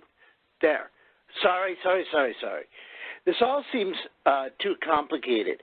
I think that if someone wants to be licensed in California, be licensed in California. If someone wants to use our mobility processes, use our mobility processes. It seems that we're adding work to staff and to us that is unnecessary, considering that these other options are available to practitioners. In any case, Katrina's comment is well taken about deferral. Also, during the pandemic, I think that putting on staff a complicated task such as coming up with the various things that have to be resolved in order to implement this is not a good idea, especially when we're asked to make a 5% reduction and that sort of thing. So, although I don't think this is a good idea, I also think that at the moment it should be deferred until the governor's emergency is lifted. Thank you. Thank you, Mr. Jacobson. Mr. Fox. This is the moderator. I'm going to unmute Jason Fox's line. Hi, sorry. Thanks for unmuting. I think Mr. Jacobson kind of highlighted the comment I was just going to suggest to the group. I think part of the CPE reciprocity was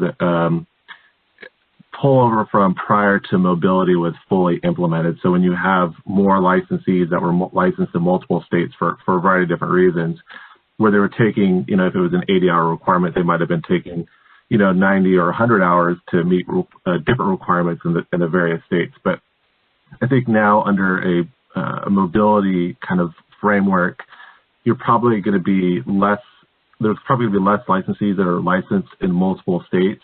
I think some will still do it for a variety of different reasons, depending on what services they're providing. But I think as mobility kind of has been ironed out, you're going to see people that are licensed in their home state and then using the mobility provisions to kind of flow through to different states as opposed to getting a license in the other states. So I do agree with the staff's recommendation that if the board does go with a CPE reciprocity and kind of follow the national framework to kind of make sure that, to ease the burden, we wouldn't want to create, swap out one burden for another burden on that. So I do think, I don't know if there's a need to do anything immediately, at least from what we've heard from the Cal CPA side. But anyways, so hopefully that helps kind of clarify that.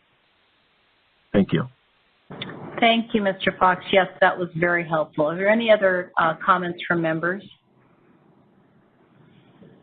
It sounds like what we're arriving at is just to kind of maintain status quo for right now and deal with this at another appropriate time if needed.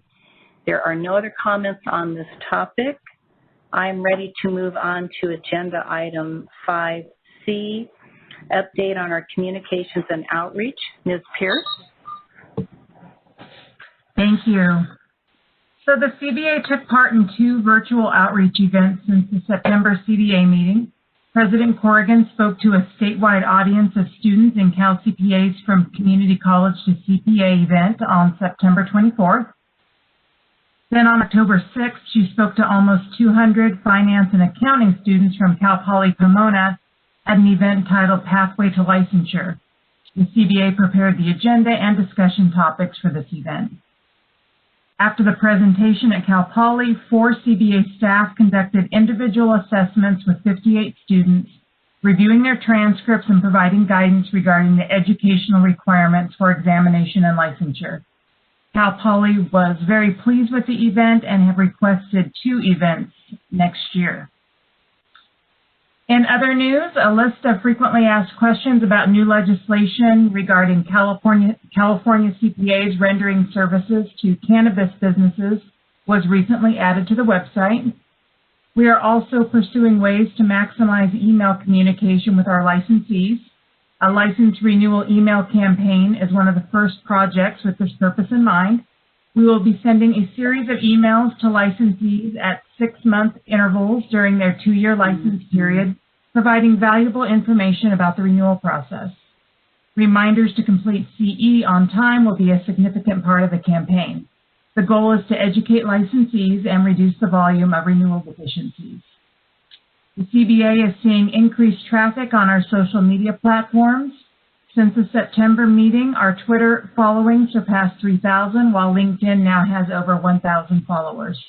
The processing dates calendar updates continue to be popular posts, generating many comments and inquiries each week, and appreciative followers often thank staff. And the final item that I'm excited to report on is introducing Patrick Ibarra as the California Board of Accountancy's new Information and Planning Officer. Patrick has an extensive background in marketing, communications, management, and journalism. He most recently worked at Ifinity Inc. and its parent company, VST Global, serving as the Marketing Communications Supervisor and Senior Communications Specialist, respectively. Patrick brings with him a wealth of knowledge, and we are fortunate to have him on our team. And this is where I would normally ask Patrick to stand up from his seat in the audience, but maybe I can just ask him to do a quick wave. He's there somewhere. And so I just want to thank Patrick for joining our team and welcome him to the board. And that concludes my presentation, and I will turn it back to the president and answer any questions that members may have. Thank you, Ms. Pierce. Excellent report, and welcome, Mr. Ibarra. We are very happy to have you. Members, do you have any questions for Ms. Pierce regarding her report? Seeing that there are none, I am moving back to agenda item 4A, report of the Secretary-Treasurer. Mr. Silverman, thank you. Thank you, President Corrigan. I'm providing for your review the Secretary-Treasurer's report containing the fiscal year 2019 and 20 year-end financial statement and fiscal year 2018-19 year-end information. The CBA budget authority for fiscal year 2019-20 was $17,022,000. As displayed on page 2, actual expenditures for fiscal year 2019-20 were $14,779,356. The CBA finished fiscal year 2019-20 with an approximate surplus of $2.5 million, or 15.5% of the CBA's budget. Listed on pages 3 and 4 are highlights of key expenditure items. On page 4 is a display of the enforcement expenditures for the past 8 years. As anticipated, there was an increase in enforcement expenditures for fiscal year 2019-20, primarily due to the increase in the hourly rate for Attorney General's office services. Total revenues for fiscal year 2019-20 amounted to $12,680,000, which is an increase of approximately 20% over fiscal year 2018-19. This reflects 6 months of the license renewal and initial licensing fee increase that went into effect on January 1st of this year.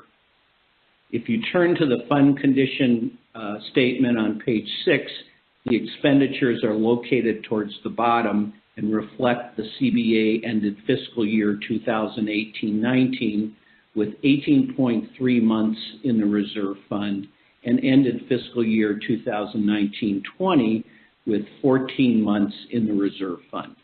The months in reserve will further decrease as a result of the $10 million loan to the general fund.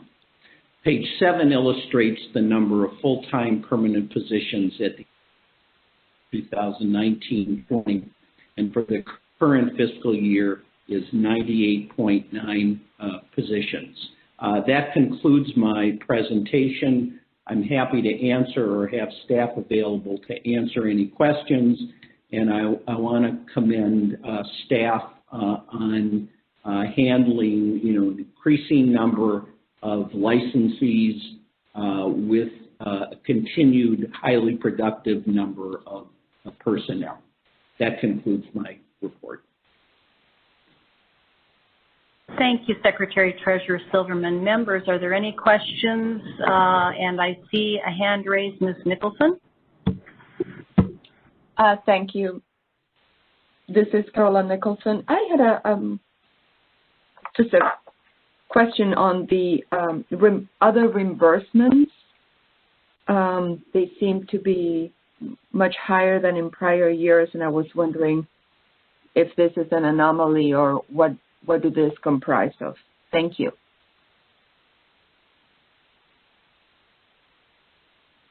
Mr. Silverman or staff may respond. I was going to ask Deanne to please respond to that. Thank you.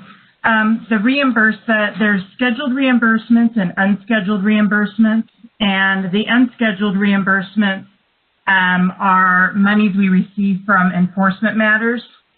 So those are things that fluctuate year to year. So this year was higher than in prior years, but it's all based on kind of the enforcement, what we draw or assess licensees during the enforcement process.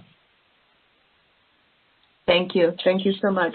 And my other question, sorry, I couldn't.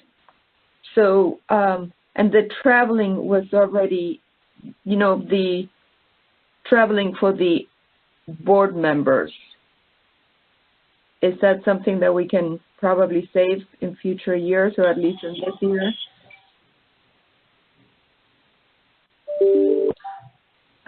This is Deanne, if it's okay if I respond to that question. Absolutely. I think that transitioning to the virtual meetings, not only for the board, but also the statutory committees, the QC, the EAC, that will all have a significant impact on our expenditures in that travel category. So that'll be some savings that we can use as we come up with a 5% reduction plan that Ms. Holmes discussed in her report. Thank you. Any other questions on the Secretary Treasurer's report, members? Okay, thank you, Mr. Silverman, Ms. Pierce. I am then moving on to agenda item 6.1. The Enforcement Advisory Committee report will be held under agenda item 7A. The Qualifications Committee report will also be handled, but under section agenda item 8A. However, Ms. Sugiyama is present to request approval of meeting dates for next year. Ms. Sugiyama. Good morning, President Corrigan, members of the board. I'm Kimberly Sugiyama, and it's my pleasure to serve as chair of the Qualifications Committee. I am here today to present the proposed 2021 QC meeting dates. For this agenda item, the CBA is being asked to adapt or modify the 2021 QC proposed meeting dates. All 4 QC meeting dates are anticipated to take place virtually via WebEx. The proposed 2021 QC meeting dates are January 20th, 2021, April 28th, 2021, July 28th, 2021, October 20th, 2021. At this time, I would like to turn discussion on this item back over to President Corrigan, and I'll be happy to answer any questions members may have.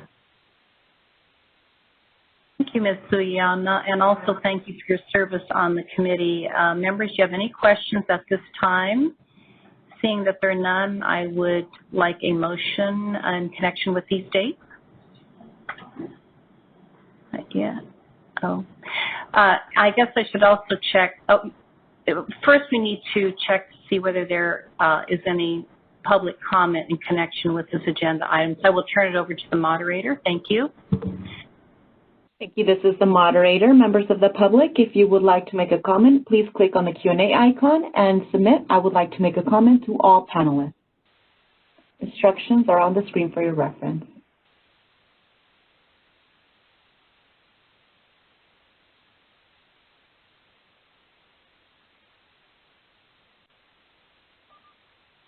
Board President Corrigan, no requests have been submitted. Would you like me to close the Q&A feature?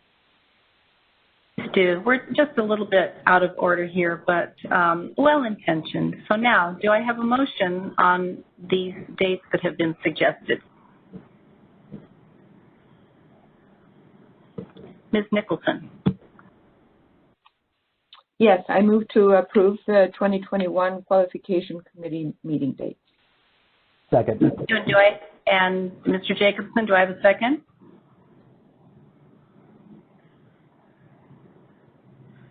Mr. Jacobson?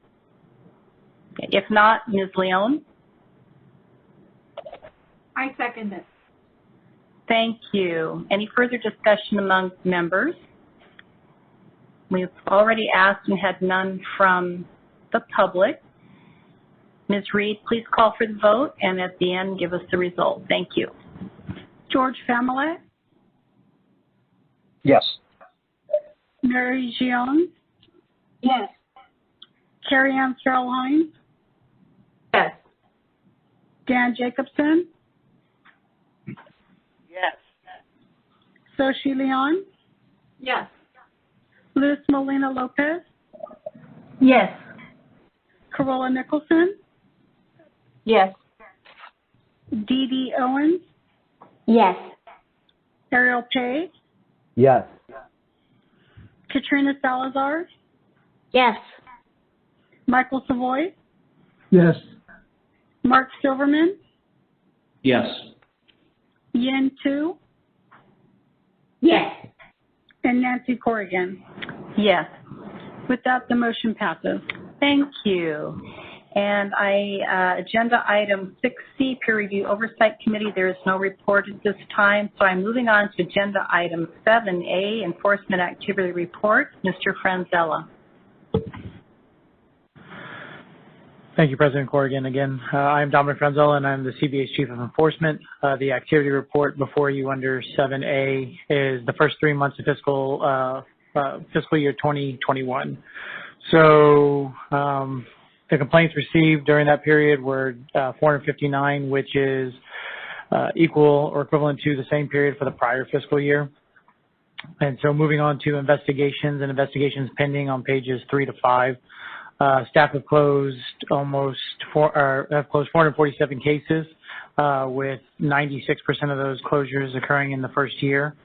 On page 4 of your report, members will note that enforcement has 693 cases in its pending investigations inventory. We have seen an increase in cases over 24 months. We do have a number of cases that need an investigative hearing to aid in the completion of investigations. And obviously, due to the pandemic, we have not been in a position to conduct those investigative hearings. So we have been working to develop procedures for conducting IHs via a virtual method. This includes seeking necessary software, securing a master contract with a court reporter company, and developing a plan for conducting effective and secure IHs, which is of paramount importance given the sensitive nature of the investigative hearings. And so we have been in discussion with EAC Chair Aguilera on this, and it'll actually be a topic of discussion at the EAC's meeting next month. And we are hopeful to begin performing these by the very early part of next year. So moving on to discipline, on pages 6 to 9 of your report, looking first at AG referrals, the CBA has referred 18 matters to the AG and filed 7 pleadings, with the vast majority being accusations. On page 7, the CBA has 45 matters pending at the AG's office, with none over 24 months. Lastly, the CBA has taken action on 14 disciplinary orders, with the vast majority of those orders arising from stipulated settlements, and a series of additional actions took effect on November 2nd, so that number has obviously grown since this report was put together. Moving on to citation and citation and fine, the CBA has issued 71 citations, with 90% of the citations, or nearly 90% of the citations, being for the minimum yearly CE requirements that commonly known as the 20 and 12. As for unlicensed activity, on page 11, the CBA has received 63 complaints of unlicensed activity and has closed 19 matters through the first 3 months, with all of them being closed for compliance purposes. The last area of the report itself, with the exception of the EAC portion, which I'll speak to in a sec, is probation monitoring, and this is on pages 12 and 13. The board presently has 141 individuals on probation, and we have identified 11 probation violations, with the majority being failing to submit the quarterly written reports. Lastly, the EAC conducted a meeting on October 8th. Via webcast or via WebEx, and the next meeting for the EAC will be at the December meeting, which a significant portion of the discussion will be on how to conduct IHs in this new virtual environment. So at this time, I'd like to turn discussion on this item back over to President Corrigan, and I'll do my best to answer any questions members may have. Thank you, Mr. Franzella. Members, any questions or comments in connection with Mr. Franzella's report?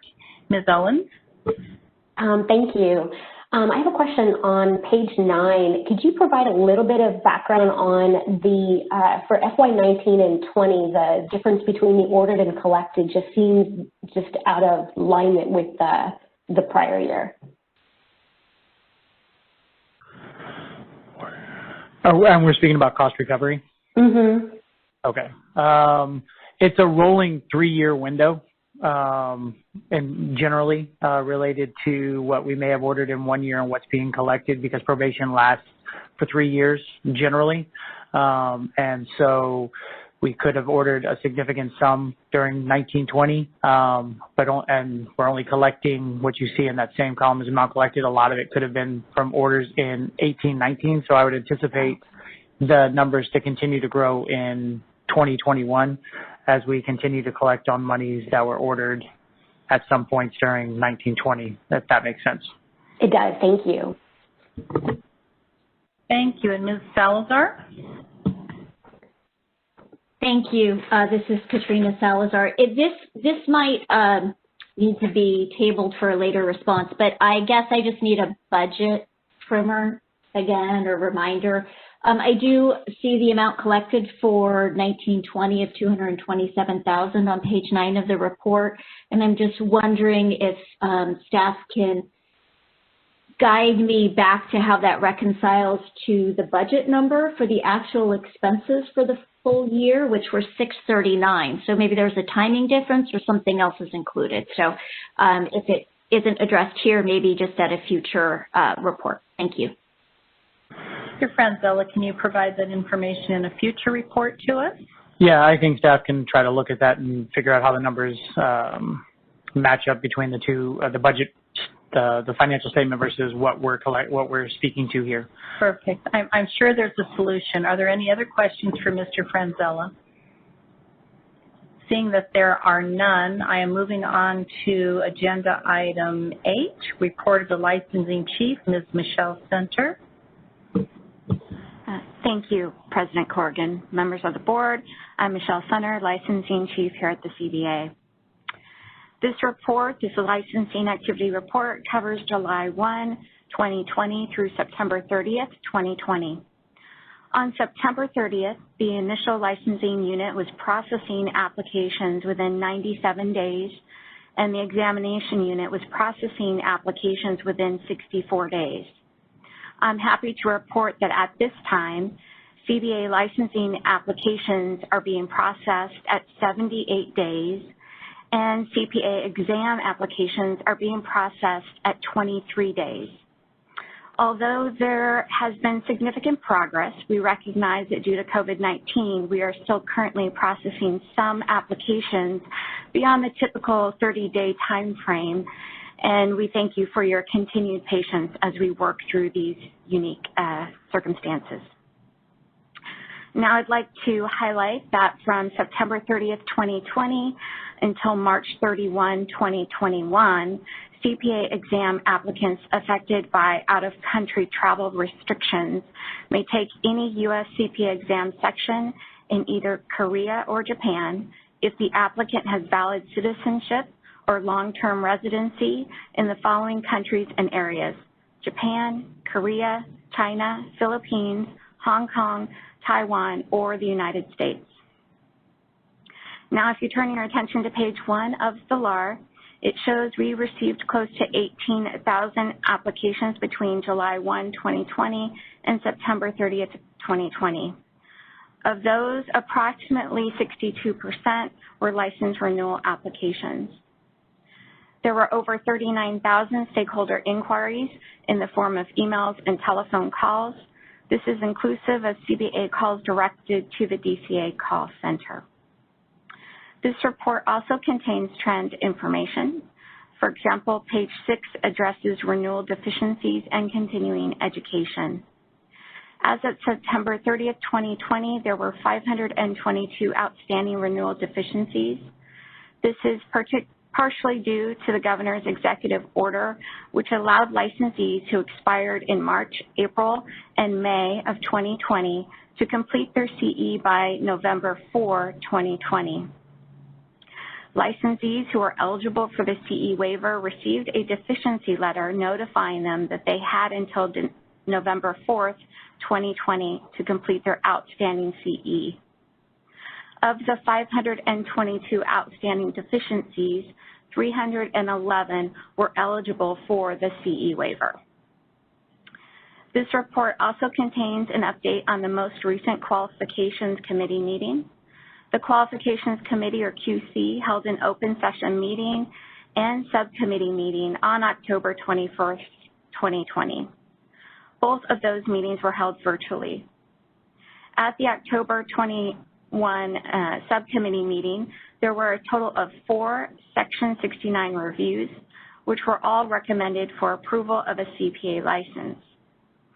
The next QC subcommittee meeting will be held virtually on December 9th, 2020. That concludes my presentation. I'll turn it back over to President Corrigan and happy to answer any questions. Thank you, Ms. Center. Board members, any questions in connection with this report? Seeing that there are none, I am moving on to agenda item 9A, and that is the adoption of the minutes of the board for September 24th, 2020 meeting, which includes some non-substantive edits that were noted after the materials were received. Members, may I have a motion to accept the minutes? Mr. Silverman? Motion to accept the minutes. May I have a second? Mr. Pei? Second. Any further discussion from the members? Seeing that there is none, is there any discussion from the public? Moderator, I'm going to open up the Q&A at the request of the board.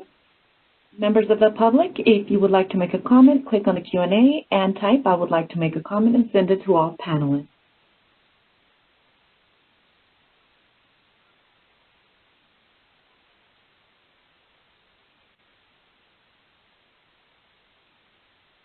Board President, no requests have been submitted. Would you like me to close the Q&A feature? Yes, please do. Ms. Reed, would you call for the vote? And at the conclusion, please give us the result. George Familet? Yes. Mary Jiang? Yes. Carrie Ann Farrell Hines? Yes. Dan Jacobson? Yes. Soshi Leon? Yes. Luz Molina Lopez? Yes. Carola Nicholson? Yes. Dee Dee Owens? Yes. Ariel Pay? Yes. Katrina Salazar? Yes. Michael Savoy? Yes. Mark Silverman? Yes. Yin Tu? Yes. And Nancy Corrigan. Yes. With that, the motion passes. Thank you. And I'm now moving on to agenda item 9. This would be B and C. B being the acceptance of the minutes of the Enforcement Advisory Committee meeting on July 9th and acceptance of the Qualifications Committee meeting minutes on January 22nd. Members, may I have a motion to accept those or to accept those? Mr. Silverman. I move to accept. And Ms. Owens? I second. Thank you. Any further discussion from the members at this time? Seeing that there is none, any discussion or comments from the public? This is the moderator. I've opened the Q&A at the request of the board. Members of the public, the instructions are on the screen. Click on the Q&A and enter a comment and send it to all panelists.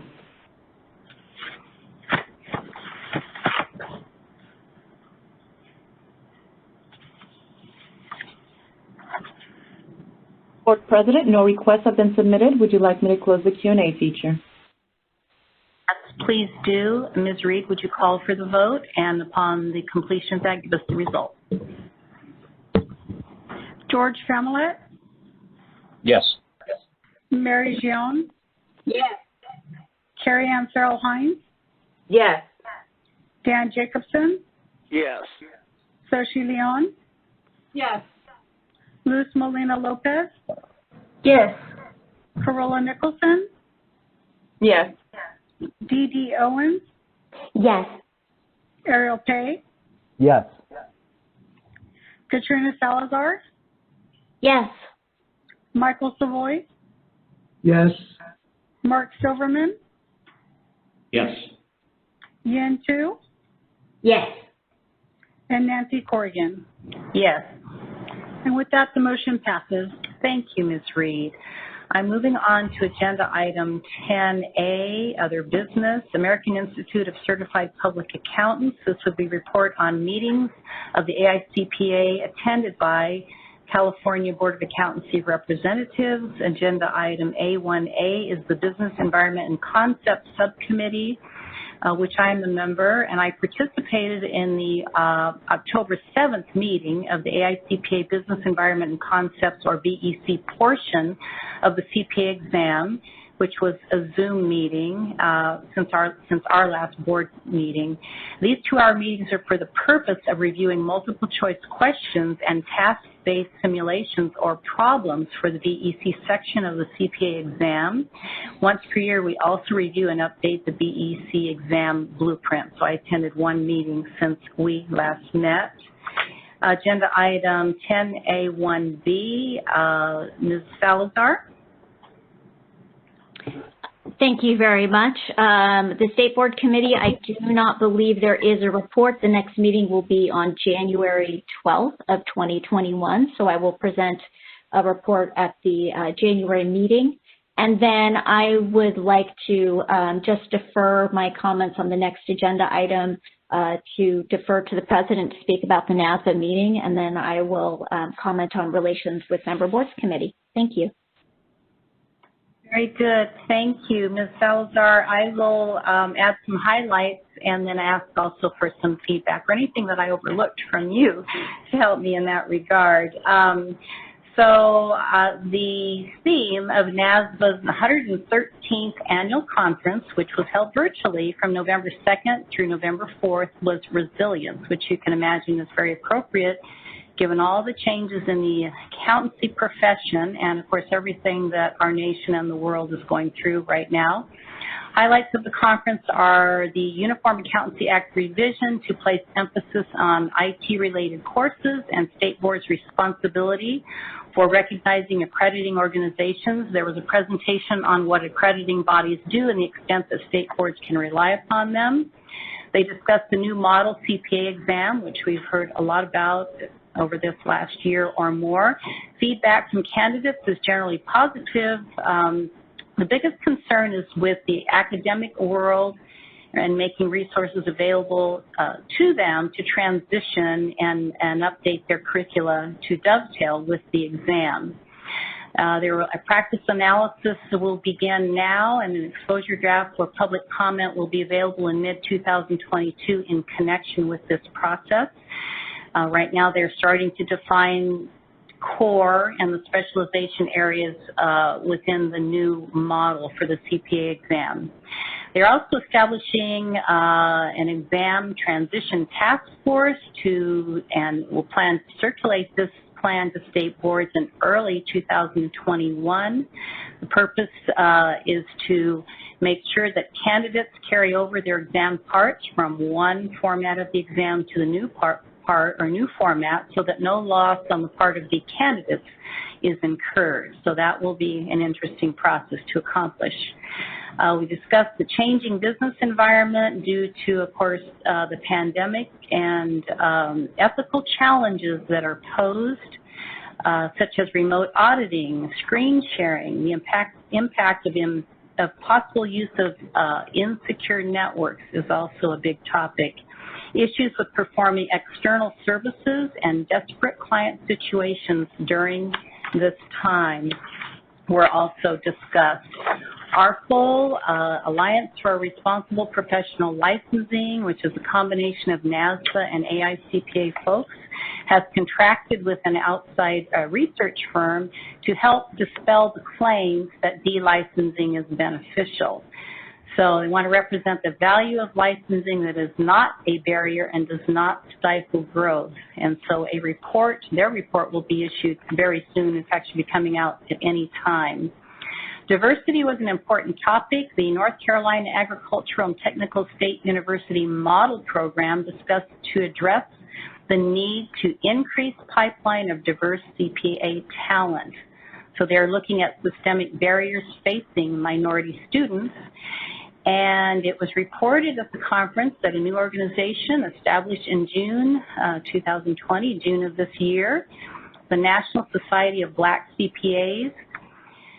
Less than 1% of all CPAs in the nation are Black, and this organization will be a resource for Black CPAs and CPA candidates to promote the benefits of becoming and practicing as CPAs.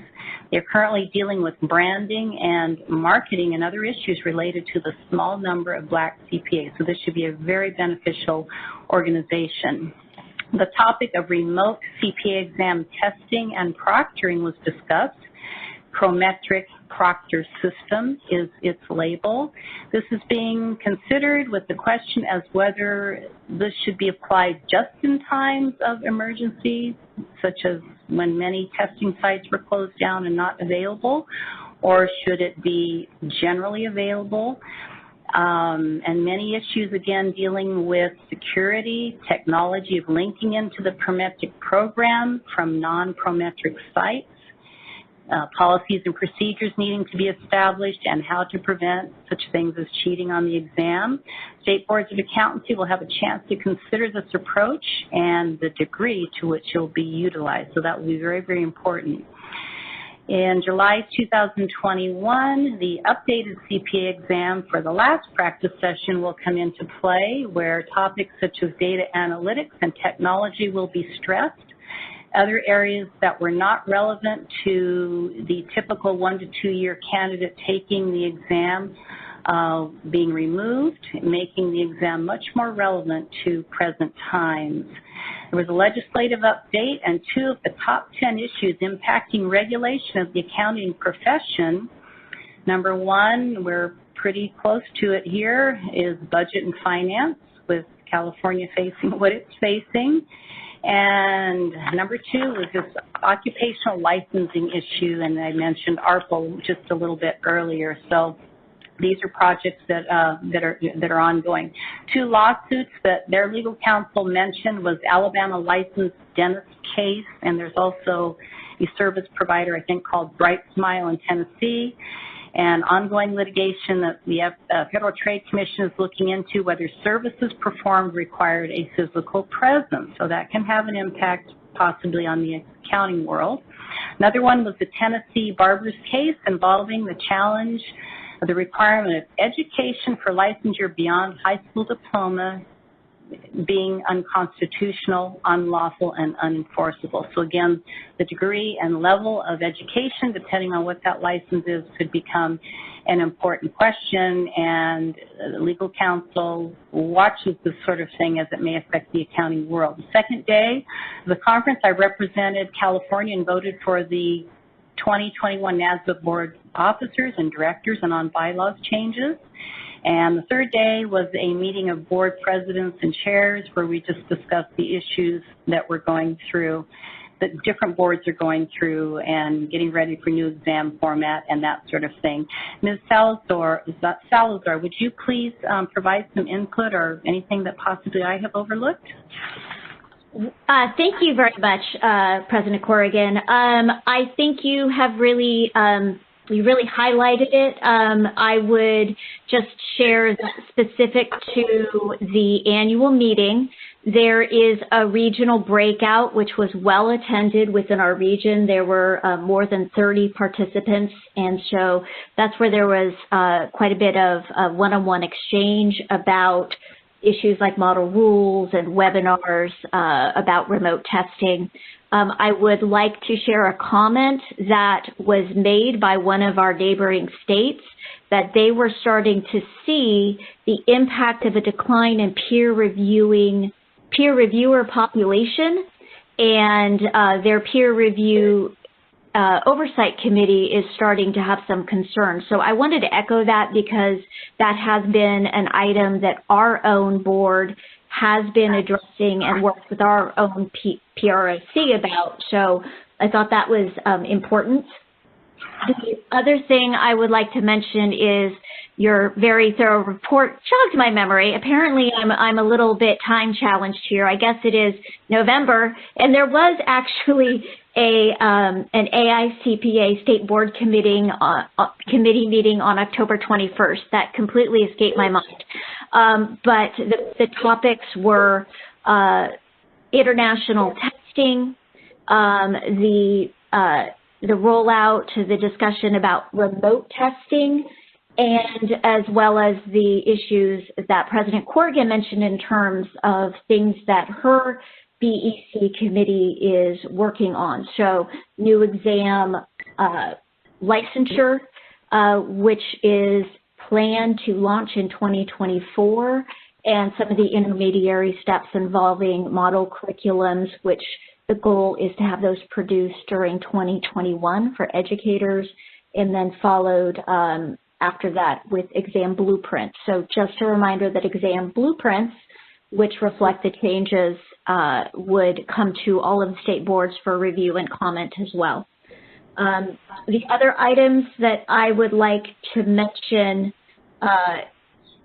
if there are no questions, if we can defer those to the end, just generally in terms of the NASBA Relations with Members Board Committee, there was a quarterly communications pack. That's the title of the email from NASBA that all of our board members, public or licensed members, should have received, and that came to your emails on November 13th. So if you did not receive that, let me know, check your junk box, but everybody should be receiving that. And that included a summary of all of the state's focus questions from last quarters that our board replied to, so you can see what everyone else said, as well as read the executive summary.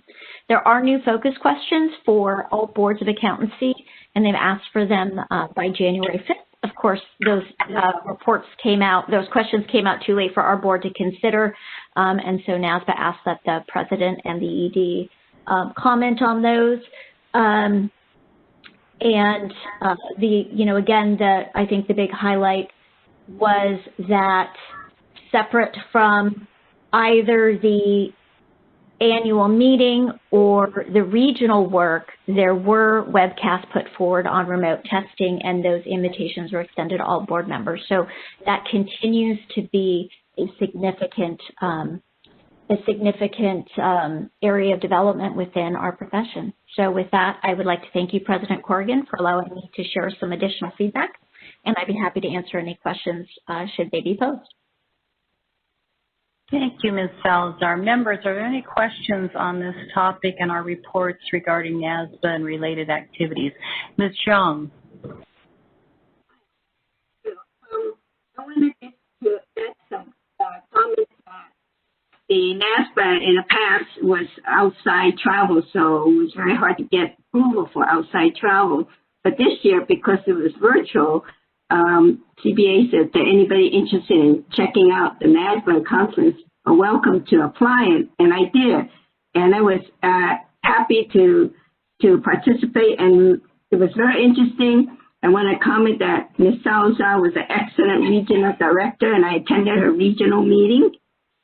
But the reason I was interested in hearing was the update on the new upcoming revised CPA exam and the accounting education roles in the evolution to meet the new requirement. Recently, I've been invited to sit at the San Francisco State University Accounting Department Curriculum Advisory Board.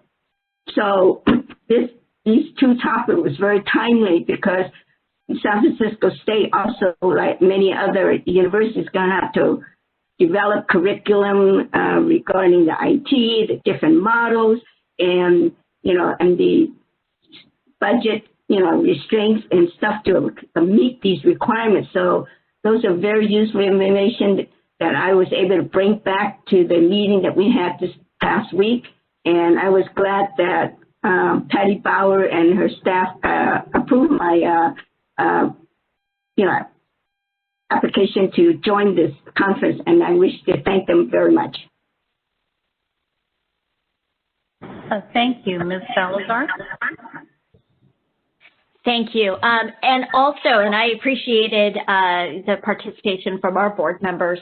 And I know several board members had conflicts, so I would remind folks that the links are out. So the agenda is in your meeting materials today. So that is available for reference. I know you guys are all very busy, but if there is a particular report of interest, you can go back and view it through the recordings. And if you have any questions, I'd be happy to resend that link if you don't have it in your inbox. So thank you. Thank you. Any other further questions or comments, board members? Seeing that there are none, I am going to move on to agenda item 11, officer elections. And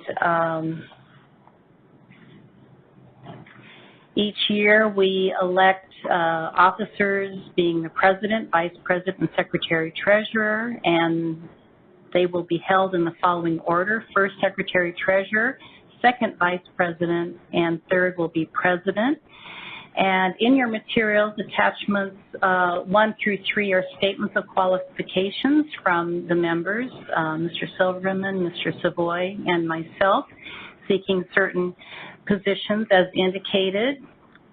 And I want to comment that prior to submitting any of this to motion and voting, If members have not previously submitted a statement of qualifications but have an interest in running for a position, that you will be given up to 5 minutes of floor time to describe why you would be qualified for a position. Once all candidates are identified, then we can move on to the voting process, which will be taken starting in alphabetical order by the candidate's last name. The first nominee to receive a majority vote will win the officer position for that particular position.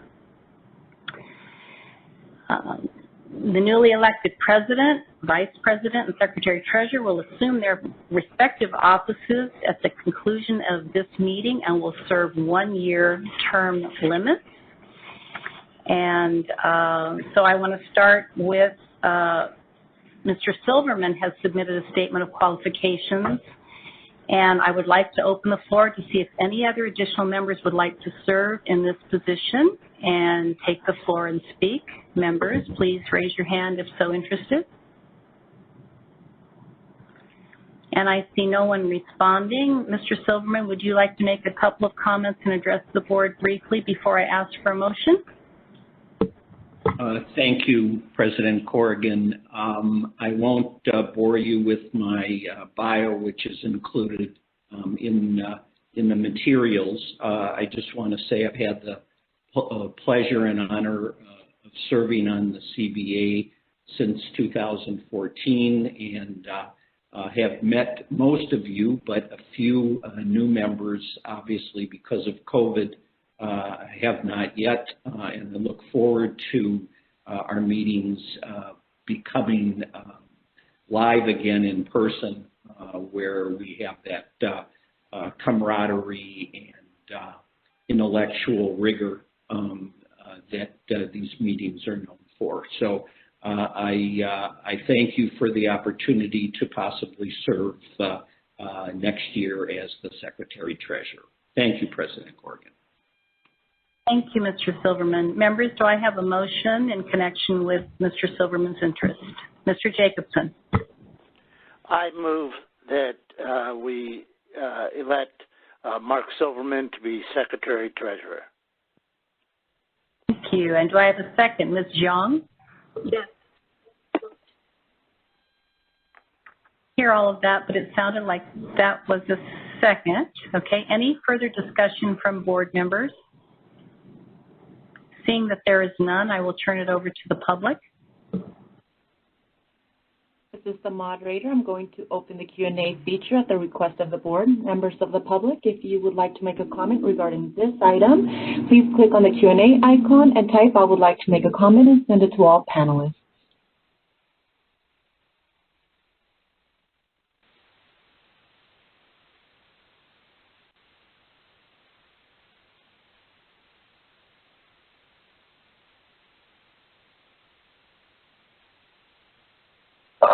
Board President Corrigan, no requests have been submitted. Would you like me to close the Q&A feature? Yes, please do. Ms. Reed, would you call for the vote? At the end of the process, please inform us of the result. George Familet? Yes. Mary Jiang? Yes. Carrie Ann Farrell-Hines? Yes. Dan Jacobson? Yes. Soshi Leon? Yes. Luz Molina-Lopez? Yes. Carola Nicholson? Yes. Dee Dee Owens? Yes. Ariel Pay? Yes. Katrina Salazar? Yes. Michael Savoy? Absolutely. Mark Silverman? Yes. Yin Tu? Yes. And Nancy Corrigan? Definitely yes. With that, the motion passes. Thank you. Excellent. And congratulations, Mr. Silverman. Moving on to the next agenda item B, Mr. Savoy has submitted a statement of qualifications for the vice president position. However, I would like to open up to the floor to see if any additional members would like to serve in this position. Is there any member that would like to serve in this position? seeing that there are no other interested parties, Mr. Savoy, would you like to say a word or two? I'll try to make it brief. Thank you. Having served on the board since December 2010, I'm probably the longest board member. Certainly, I'm probably the oldest also, but that's not to say. This would be my 4th time as vice president, so I appreciate the support of everybody. It's a little easier for me to sit at the top of the table than at a side, but that's just my personality and who I am. So I appreciate everybody's consideration, and I will do my best to serve in this capacity as I have in the past. Thank you. Thank you. And members, do I have a motion? Ms. Molina. Thank you. Yes, I would like to make a motion to appoint Mr. Savoy as vice president for the coming year. Thank you. And Ms. Nicholson, a second? Yes, I would like to second that. Any further discussion from the members? And seeing that there is none, I will open it up to the public. Moderator, I've opened up the Q&A feature. Members of the public, you can click on the Q&A, type I would like to make a comment, and send it to all panelists.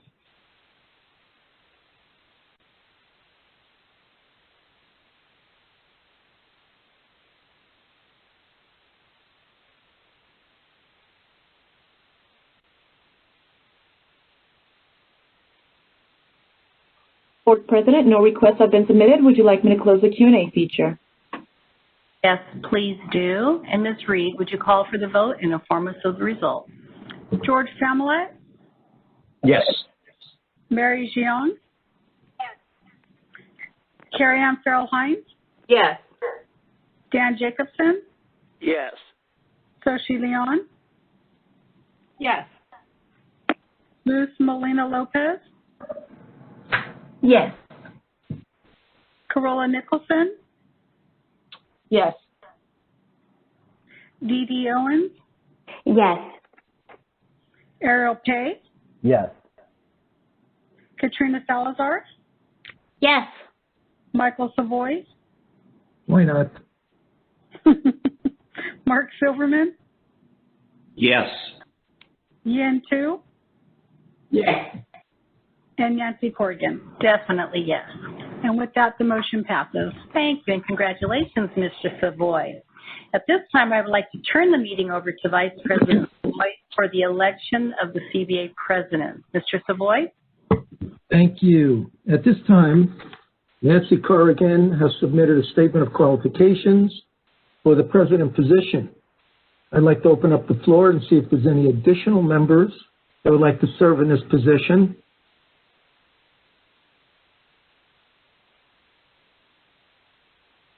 Having seen none, I'd like to have someone make a motion to approve Nancy for president for the 2021 year.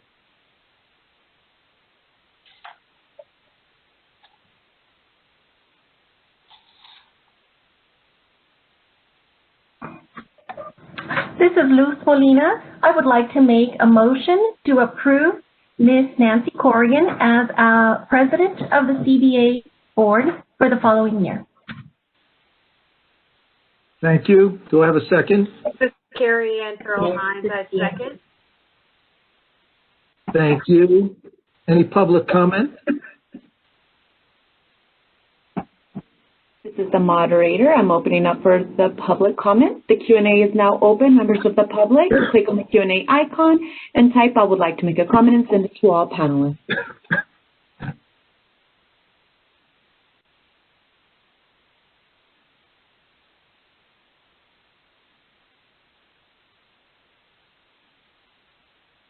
Board President, no requests have been submitted. Would you like me to close the Q&A feature? Yes. At this time, I'd like to call for a vote.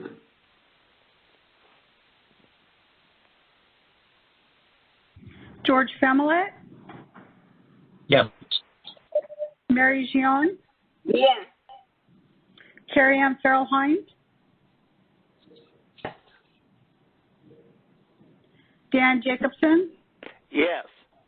Soshi Leon, Yes. Luz Molina Lopez, Yes. Carola Nicholson, Yes.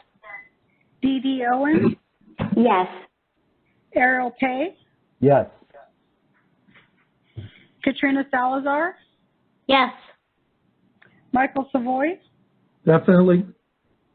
Mark Silverman, Yes. Yin Tu, Yes. and Nancy Corrigan. Yes. With that, the motion passes. Congratulations, Ms. Thank Corrigan, for being back-to-back. I turn this back to our present and future president. Thank you, Mr. Savoy, and thank you, board members. I am now moving onto agenda item 12, which is closing business. And this agenda item for future California Board of Accountancy meetings. Mr. Jacobson.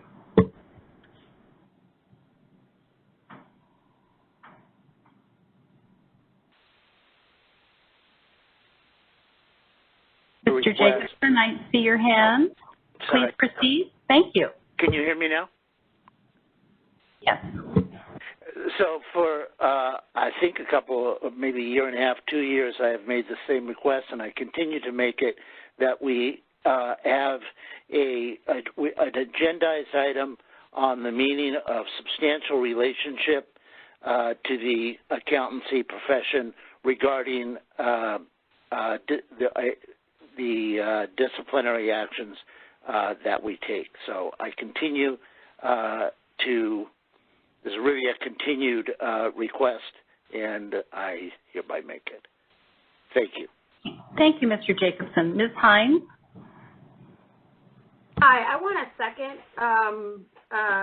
Dan's request. I know he has, he's made it a number of times. I think it's disconcerting that no effort has been made to try to, address his request. And I think that, this issue comes up in a number of situations for the board to consider. And also I think with us having so many new appointees to the Board of Accountancy, I think it would be a very helpful, onboarding, educational item for us to have as a board. It would be very informative and helpful. So I want to second, Dan's request that, staff and the, executive officers prioritize and, agendizing this topic for a coming Board of Accountancy meeting. Thank you, Ms. Hines. Yeah, we can't discuss it at any further extent, but I am hearing your request, and I appreciate that. Any other requests from board members? Seeing that there are none, we will go ahead and break for lunch and be back at 1:30 when petition hearings start, so that we're all in place and ready to begin that process. Thank you. President Corrigan, can I just ask this is a process, question. We have a long session scheduled for the afternoon, 1:30 to 5 p.m.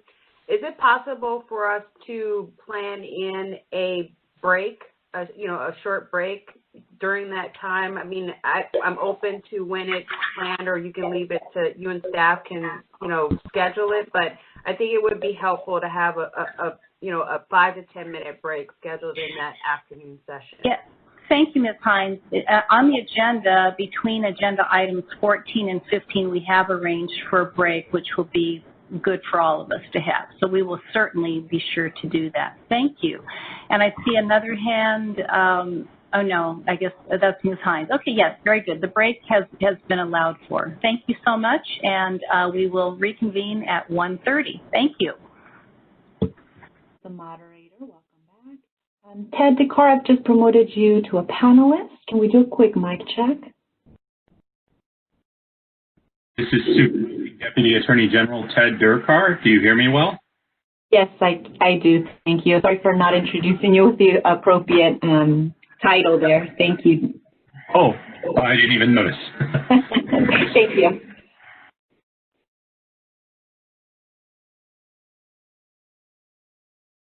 This is the moderator. I'll be promoting Administrative Law Judge Danette Brown. I've promoted you to a panelist. If we can do a quick mic check, please.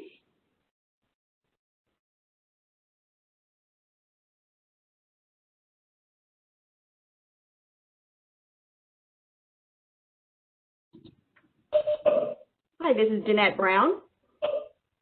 Thank you, Ms. Brown. Thank you, Ms. Brown.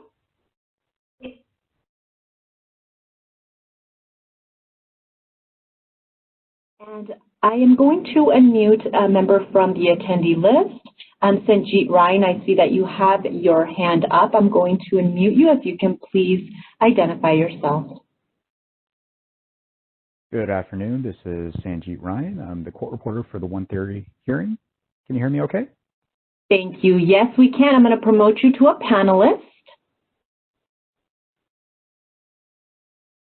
Thank you, Madam Moderator. Do I also have the ability to turn on video, or should I just go to audio?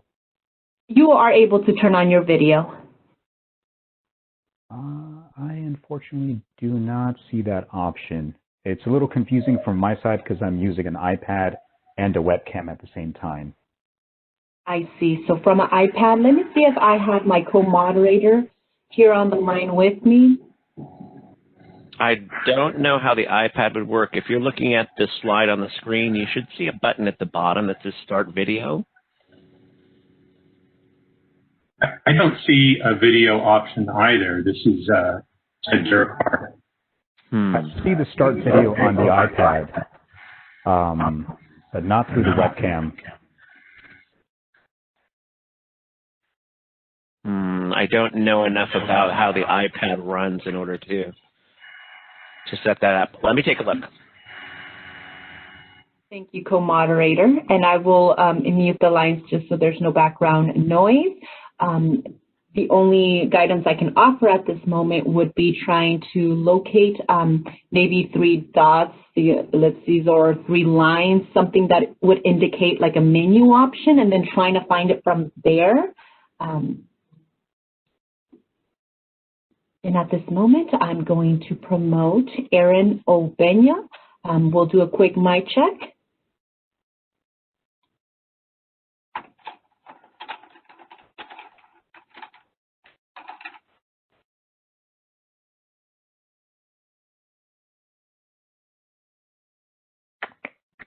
Yeah, hello. I'm Erin. I'm here. Good afternoon. Thank you, Erin. And I also cannot see my video tab if you want to turn that on. Okay. Yes, the video feature is on for everyone. We are trying to get some additional instructions to provide guidance to those that might be using a different devices. Or if you are using a computer device, something similar to a Microsoft operating system, it would be right next to your mute button. There's a start video button. But if you're using an iPad or something different, we are getting instructions for that at this moment. All right, thank you. I think I just located it. Thanks. Thank you. For George Familet. George Familet. Yep, present. Mary Jiang.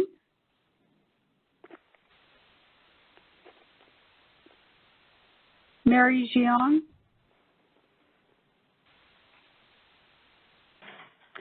Carrie Ann Farrell Hines. Sorry, here. Mary Jones here. Carrie Ann Farrell Hines. Yes, I'm here. Dan Jacobson. Here. Soshi Leon.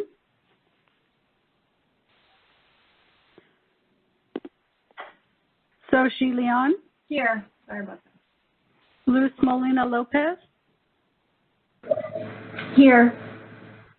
Carola Nicholson. Here, present. Dee Dee Owens. Here. Ariel Pay, Here. Katrina Salazar, Here. Michael Savoy, Here. Mark Silverman, Here. Yin Tu, Here. and Nancy Corrigan. Nancy Corrigan, present. Thank you. And we have a quorum. And we have a quorum, so we can move forward on the petition hearings for Gregor, and then Obenya. And I'd like to turn this hearing over to Administrative Law Judge Ms. Brown. Thank you, Ms. Brown. Thank you, Madam Moderator and Madam Chair. Are we proceeding with the Gregor case first or the Obenya case? The Gregor case, please. Thank you. Okay, thank you. Thank you. And then before we start, can I get Mr. Ryan's court reporter number, please? Good afternoon, Judge Brown. This is CSR. Yes. Court reporter number 13520. All right. Thank you, Mr. Ryan. Thank you. Okay, we are on the record. We are here this afternoon before the Board of Accountancy to review two petitions for early termination of probation and reduction of penalty and reinstatement of certificate for Mr. Gregor. And then also we have the case of Mr. Aaron Obenya, a petition for termination of probation. And we are proceeding first with Mr. Gregor. Mr. Gregor, the agency case number is OAH number 20200902262 and agency case number A as in Apple, C as in Charlie, -2018-44. My name is Danette Brown, and I am an administrative law judge with the Office of Administrative Hearings, and I have been assigned to hear these matters. Will the members of the board please identify themselves for the record, starting with your first name, please?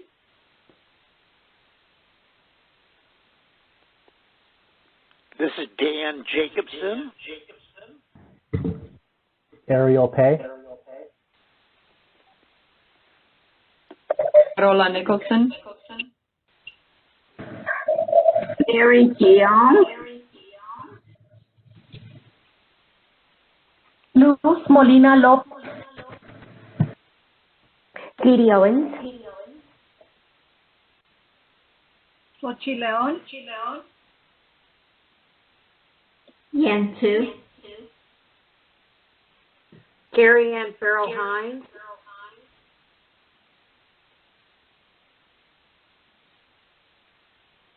Katrina Salazar. Nancy Corrigan.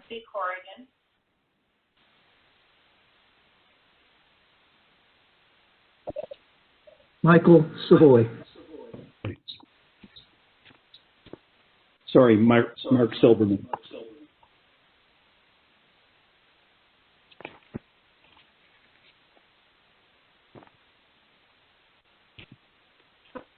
All right, I believe that is all the board members that are in attendance. And Madam Chair, can you confirm for the record that a quorum of the board members is present? Yes, a quorum is present. Thank you. Thank you, ma'am. And at this time, may I take the appearance of the Deputy Attorney General, please?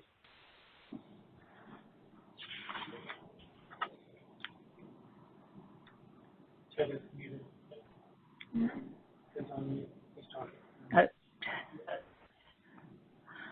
you want me to say something? Mr. Darkar, you will have to unmute so we can hear you and start again, please. Thank you. That's embarrassing, but good afternoon, Your Honor. My name is Ted Darkar. I'm a supervising deputy attorney general with the Attorney General's Office. Appearing on behalf of the people of the state of California, pursuant to the Business Inspections Code, Section 5115, the Government Code Section 1522. thank you, Mr. Durkar. You were coming in kind of not fuzzy, but kind of in and out. So I think everybody probably heard your introduction, but if it gets worse, we'll let you know. I would also be happy to switch to. I'm hearing an echo of my own voice. This is the court reporter. We are off the record. I apologize, Judge Brown, for taking us off the record, but there is an echo with me also. Okay, very good. Thank you for taking us off the record. And so let's see if we can fix that echo and some interference with Mr. Durkar's microphone. This is the moderator. Sorry to interrupt you, Ms. Brown. I believe it might be your incoming mic. We'll put some instructions on the screen so you can call in. Perhaps that can help fix the echo.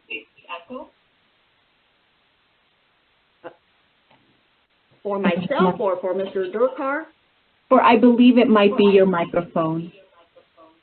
My microphone. Or we can try, like maybe if you can lower your speaker volume just a little bit.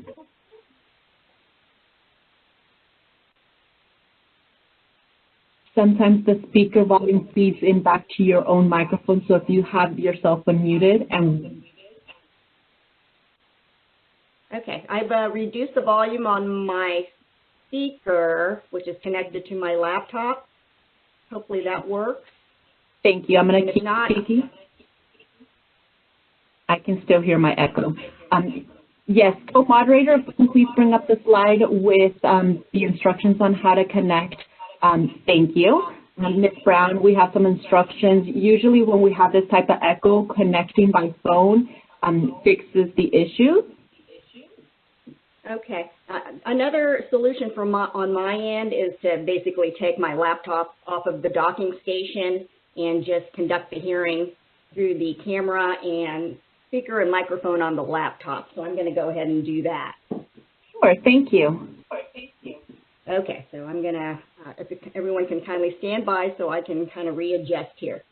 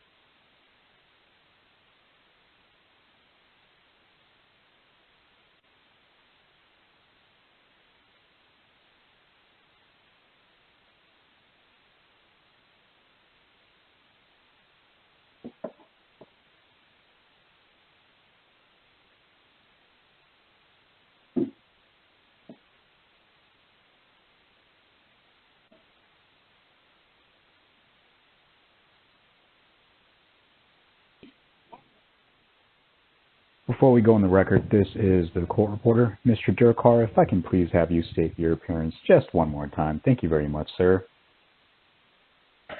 Yes, good afternoon. My name is Ted Durkar, and I'll spell my last name D-R-C-A-R. I'm the Supervising Deputy Attorney General of the State Attorney General's Office, appearing on behalf of the people of the state of California pursuant to Business and Professions Code, Section 5115. And Government Code Section 11522. Thank you. I apologize. This is a court reporter. Is there an echo for anybody else? This is the moderator. Thank you, Ryan. Deputy Attorney General Descartes, are you able to call in? I believe there's also some distortion coming from your line. We will have the instructions up in just a moment, my co-moderator. Thank you. And we'll allow for a couple minutes to connect that.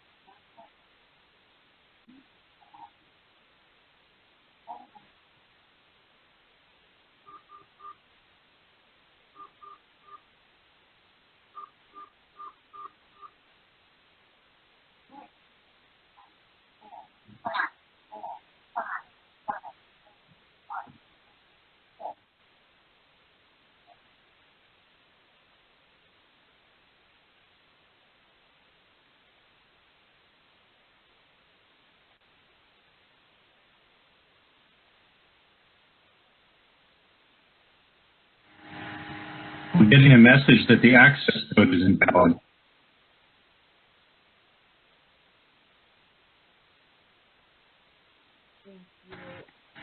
The access code is specific to your computer.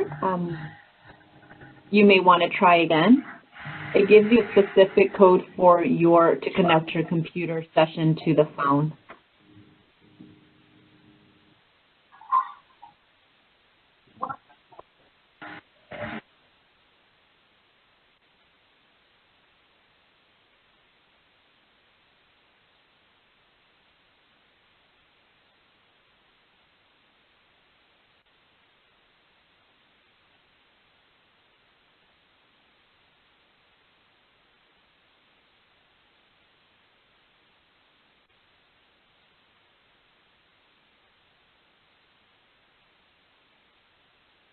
I see that you are connected. I'm going to unmute your line from my end. There you go. Are you? Yes. Can you hear me through the phone line? Much better. Thank you. Excellent.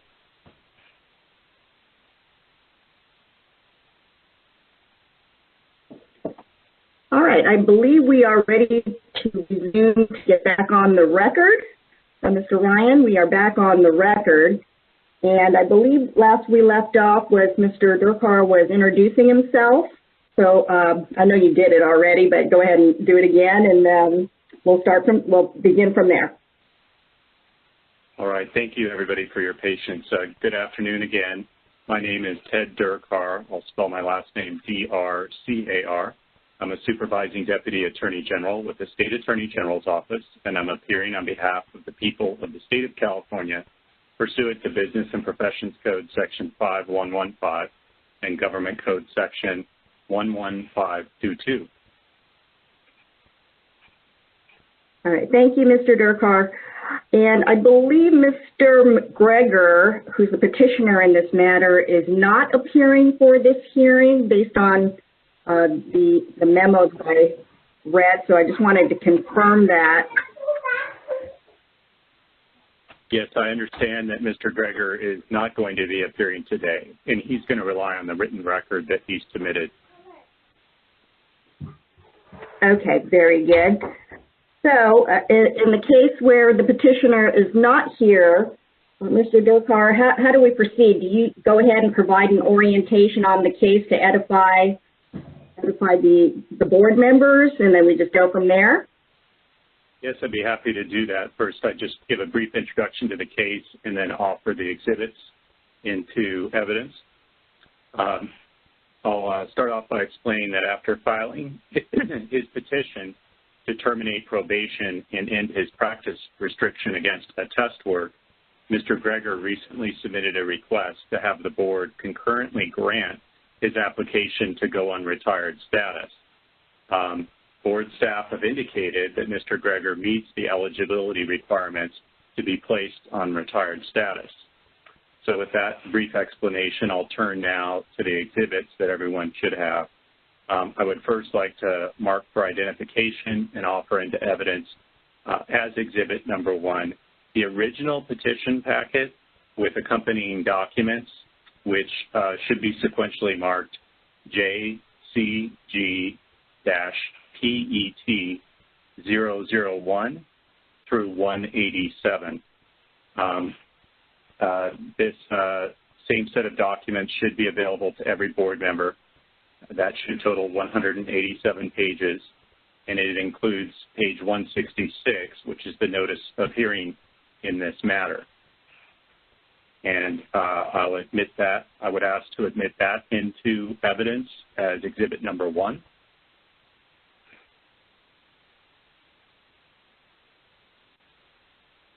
Thank you. The documents have been collectively marked as exhibit 1 for identification and will be admitted.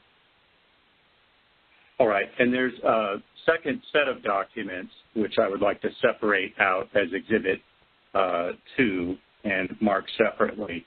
That's the supplemental documentation that Mr. Greger submitted, and that should be marked as JCG-PET 188 through 192. And this supplemental documentation includes an application to go on retired status, and a letter explaining that he would like that to be granted concurrently with his petition to terminate probation. So if there's no objection or problem, I'd like to have that admitted into evidence as Exhibit 2. All right. I'm noting no objection. The documents have been marked collectively as Exhibit 2 and will be admitted. And, Your Honor, would you like me to move forward with my summary of the case, a more detailed summary of the history and background? Yes. Yes, please. Okay. Mr. Greger was first licensed by CBA in 1987, but at that point in time, he was already a very experienced CPA, having been licensed in Oregon since 1961. In the past, he was also licensed in Hawaii and Alaska, but those licenses have expired. The accusation against Mr. Greger that led to his discipline was filed in 2014, and it alleged that he failed to notify CBA after he entered into a stipulated settlement with the Oregon State Board of Accountancy in 2011. In that Oregon stipulation, he resigned his Oregon license, and he did so while an investigation was pending by the Oregon Board. Mr. Greger then entered into a stipulated settlement of CPA's enforcement action, and this board issued a disciplinary order in August 2014, providing for revocation stay pending 3 years of probation and a permanent restriction against attestation work. Probation has been tolling since then because Mr. Greger resides in Oregon and has not been practicing in California.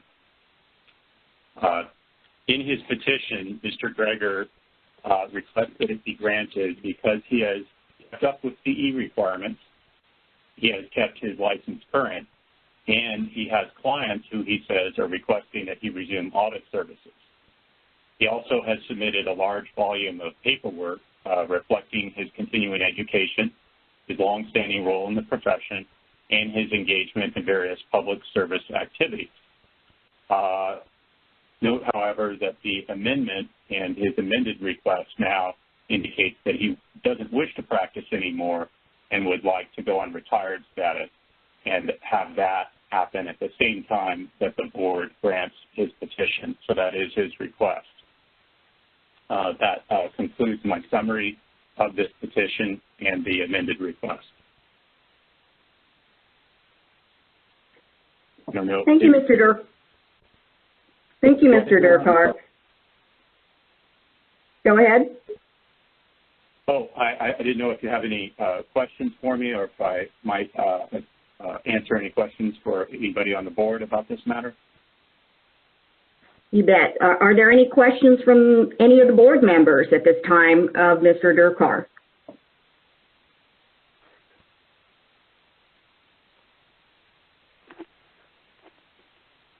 This is Dan Jacobson. Mr. Attorney General, let me see if I understand this correctly. If Mr. Greger were to go on retired status,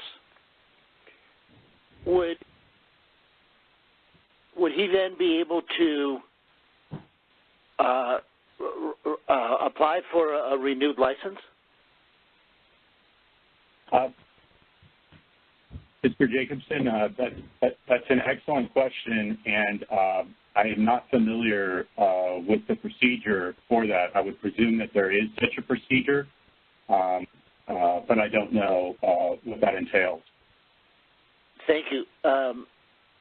Helen, do you know, if I may, please? I'm sorry, I do not. And then my next question is, Mr. Durkar,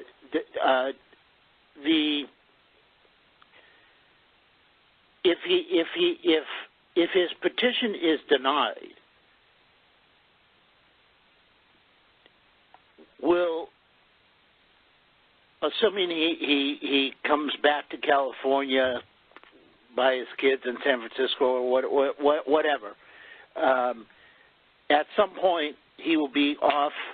I assume he will be off of probation and will be able to practice again. Is that correct?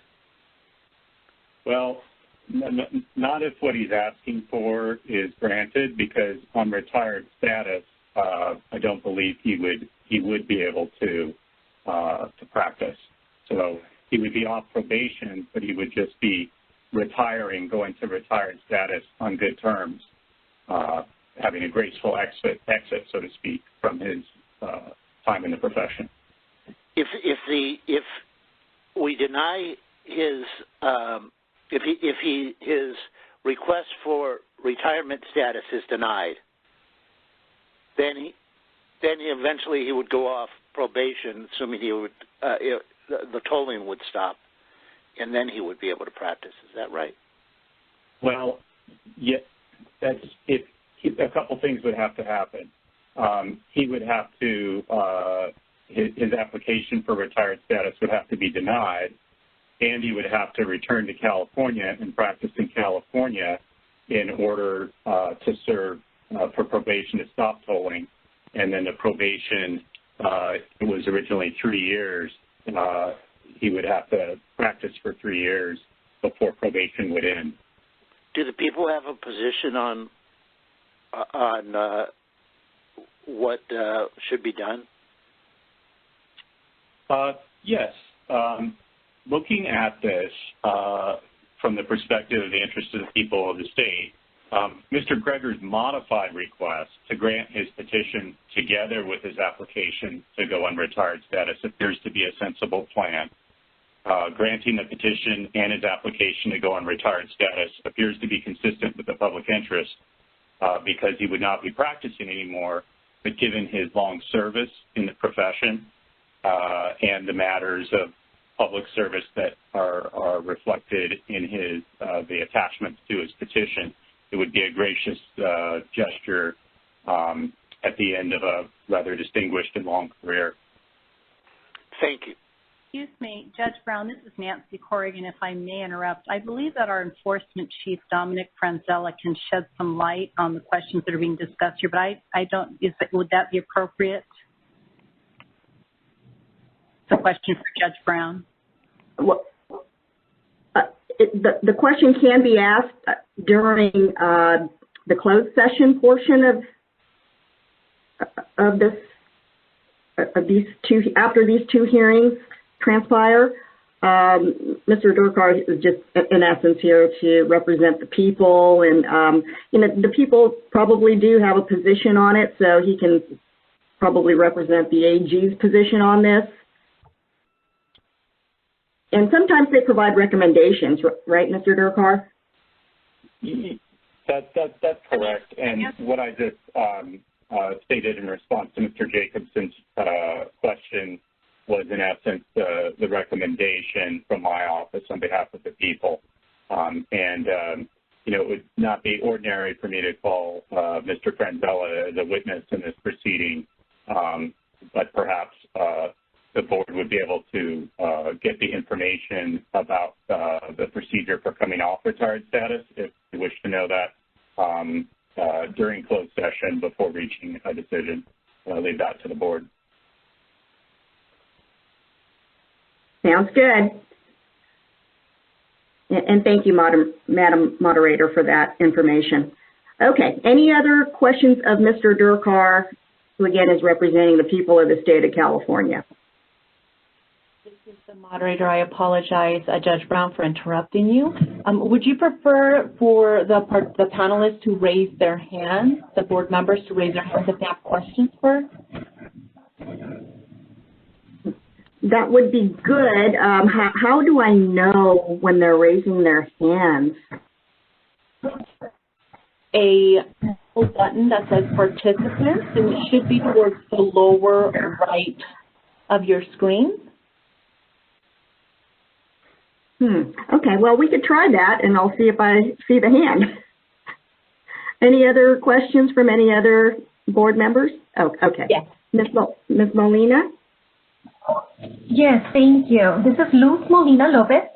I have a series of questions for Mr. Durkar. First, I want to know whether the petitioner is also seeking the reinstatement of his license in the state of Oregon. I understand he resides in Oregon. Does he plan to return to California? And then the last question is, why did Oregon revoke his license to begin with, if it's appropriate to ask that question?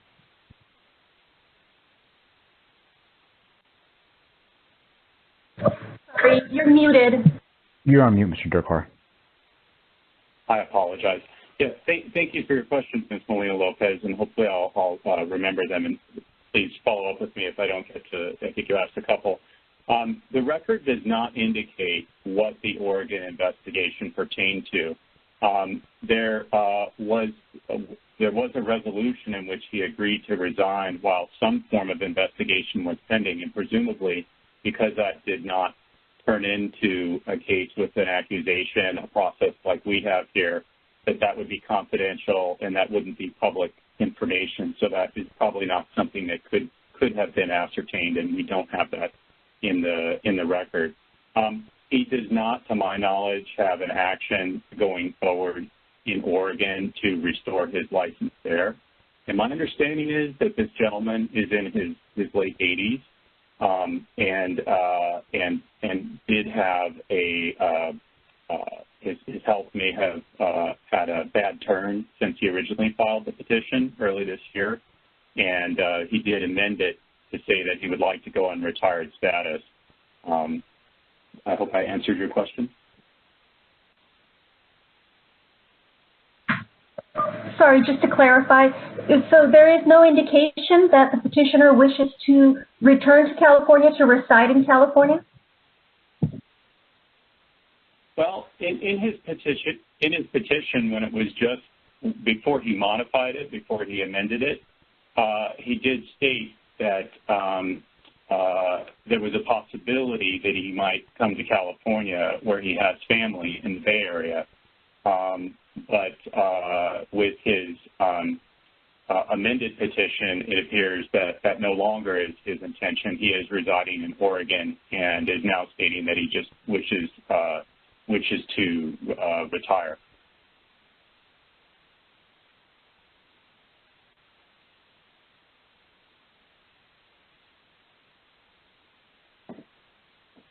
Okay, any other questions from any of the board members?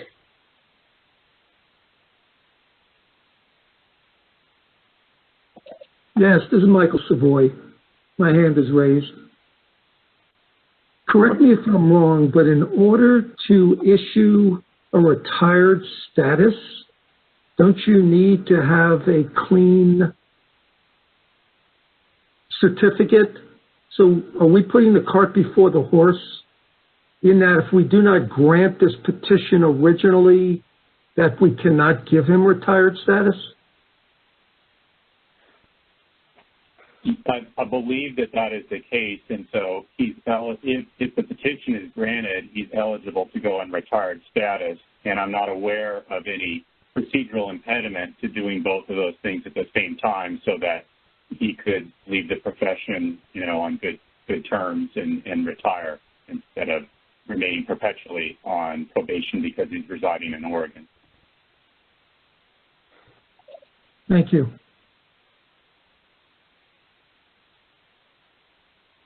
Judge Brown, All right. I have my hands up. May I be up next? You may, and I apologize. I cannot see the hands up feature, so yes, please No go problem. ahead. Yen Tu, piggybacking on Mr. Savoy's question, when a CPA retired, can they decide it in 1 year, 2 years, go back into practice? Because, seems like that is kind of going around the system a little bit. Potentially, somebody could do that. Well, Ms. Tu, I don't know the length of time or the procedure involved to come off of retired status. but it seems that under the circumstances, given his age, that I hadn't really considered that as a serious possibility. Also, he has been on probation since 2014, and I don't believe that there's been any misconduct or violations in that time. And so he has been tolling because of the, significant technicality that he is in Oregon, so he isn't eligible to run out his probation. But in truth, he has been on probation longer than he would have been had he been in California. It already would have expired.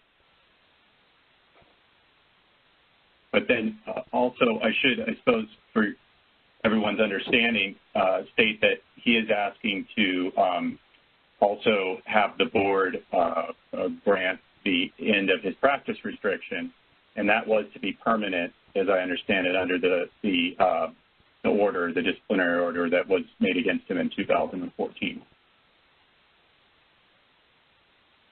This is Nancy Corrigan. To address Ms. Tu's question, a licensee may retire and then reactivate twice, of course, meeting other specific requirements for doing so.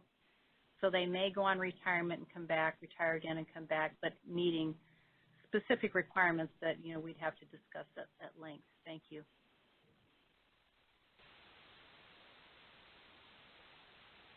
All right, any other questions?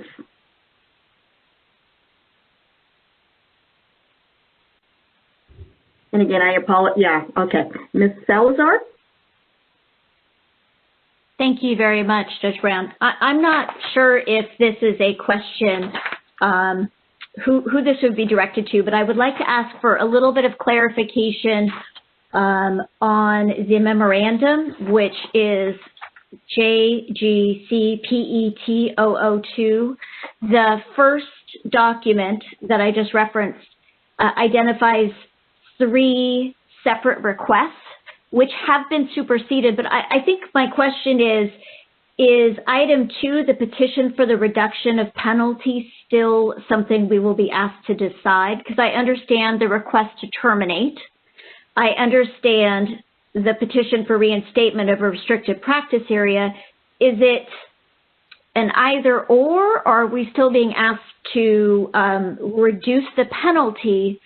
My question that I'm asking is because on the following page, PET003, it says that he's compliance with his probationary terms. So aside from tolling, I don't know what we would be reducing unless it's striking the restriction, in which case it would be either we reduce the penalty and no longer need to reinstate. I was just a little confused about the ask from our petitioner. Thank you. Yes, Ms. Salazar, I believe that the number 2, item number 2, if you're referring to petition for reduction of penalty, that was in some form of alternative request if the number 1 request for termination of probation was not granted. So it seems like that would be a nullity, that the number 2 part, if the number 1 is granted termination of probation. I don't think it means a whole lot. I hope that answered your question. It does. Thank you.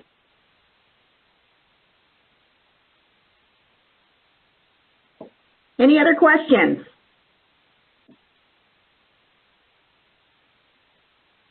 Hearing none. Anything else to add, Mr. Durkar, before we close the record in this matter? No, Your Honor. Thank you. All right. Well, that concludes the petition hearing in this matter. The record is closed, the case submitted, and we are off the record. And then we'll go ahead and proceed to the next petition.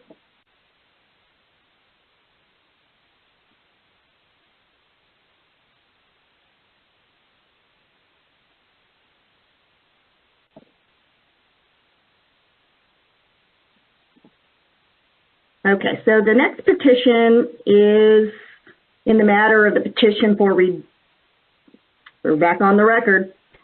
The next petition is in the matter of the petition for reduction in penalty and termination of probation of Aaron Obenya and Obenya LLP.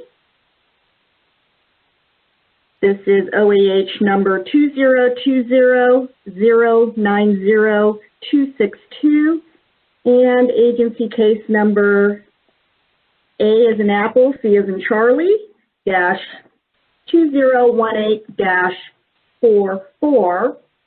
And this matter is being heard before the Board of Accountancy. And I'll go ahead and repeat my name for the record, Jeanette Brown, and I'm an administrative law judge with the Office of Administrative Hearings. And I have been assigned to hear this matter. And for the record, if the board members could please, again, identify themselves for the record. And we'll just go down the line. Mary ELT. Katrina Salazar. ELT. Carl Hines. Dan Jacobson. Luz Molina Lopez. Carola Nicholson. Yen Tu. Nancy Corrigan. Michael Savoy. Mark Silverman. George Camelot.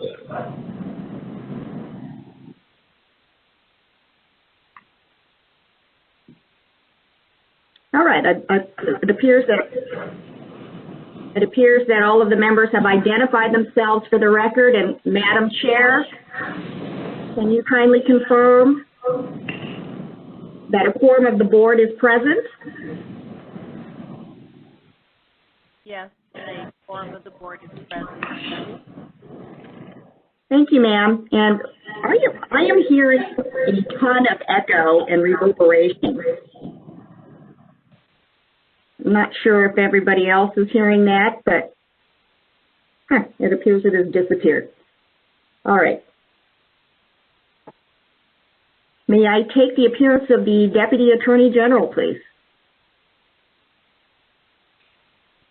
Yes, good afternoon. This is Supervising Deputy Attorney General Ted Durkar from the Attorney General's Office, appearing on behalf of the people of the state of California, pursuant to Business and Professions Code Section 5115 and Government Code Section 11522. Thank you, Mr. Durkar. And I do see Mr. Obenya on the video screen. Mr. Obenya, can you please state and spell your name for the record, please? Yes. My name is Aaron Obenya. Aaron spelled A-A-R-O-N, and Obenya O-B-E-N-Y-A-H. Thank you, Mr. Obenya.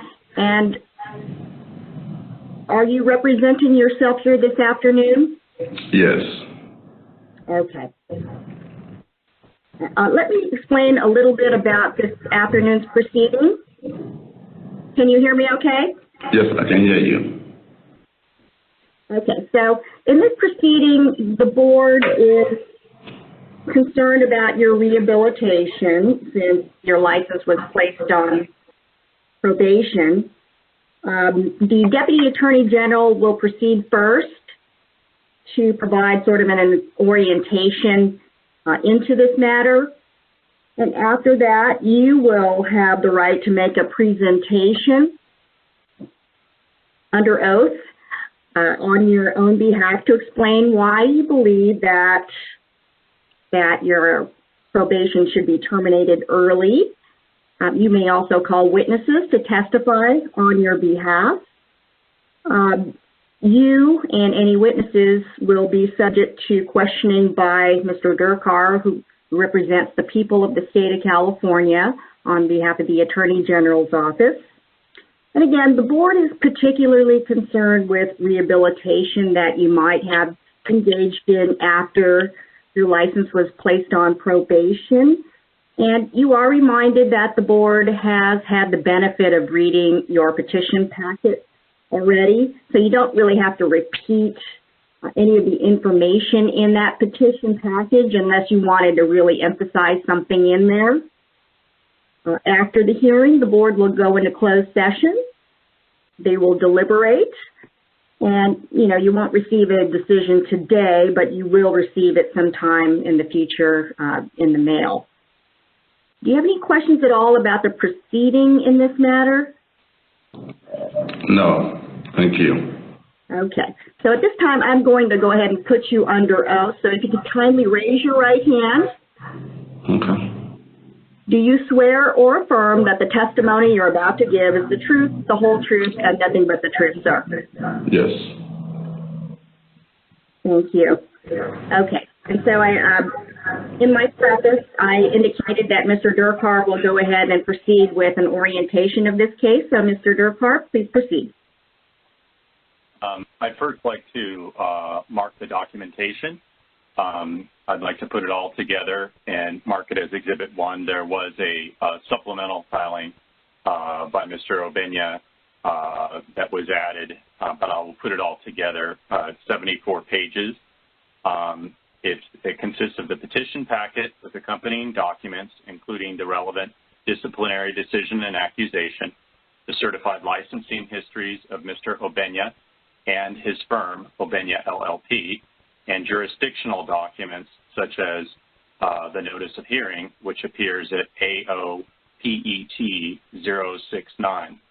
The total of documents is 74 pages, and everybody on the board and Mr. Obenya should have the same set. It's marked as AO-PET 001 through 074. And if there is no objection to admission of those documents, I'd like to have them admitted as Exhibit number 1. Okay, the documents have been marked as Exhibit number 1 collectively, and hearing no objection, I will admit the documents. So Exhibit 1 is admitted.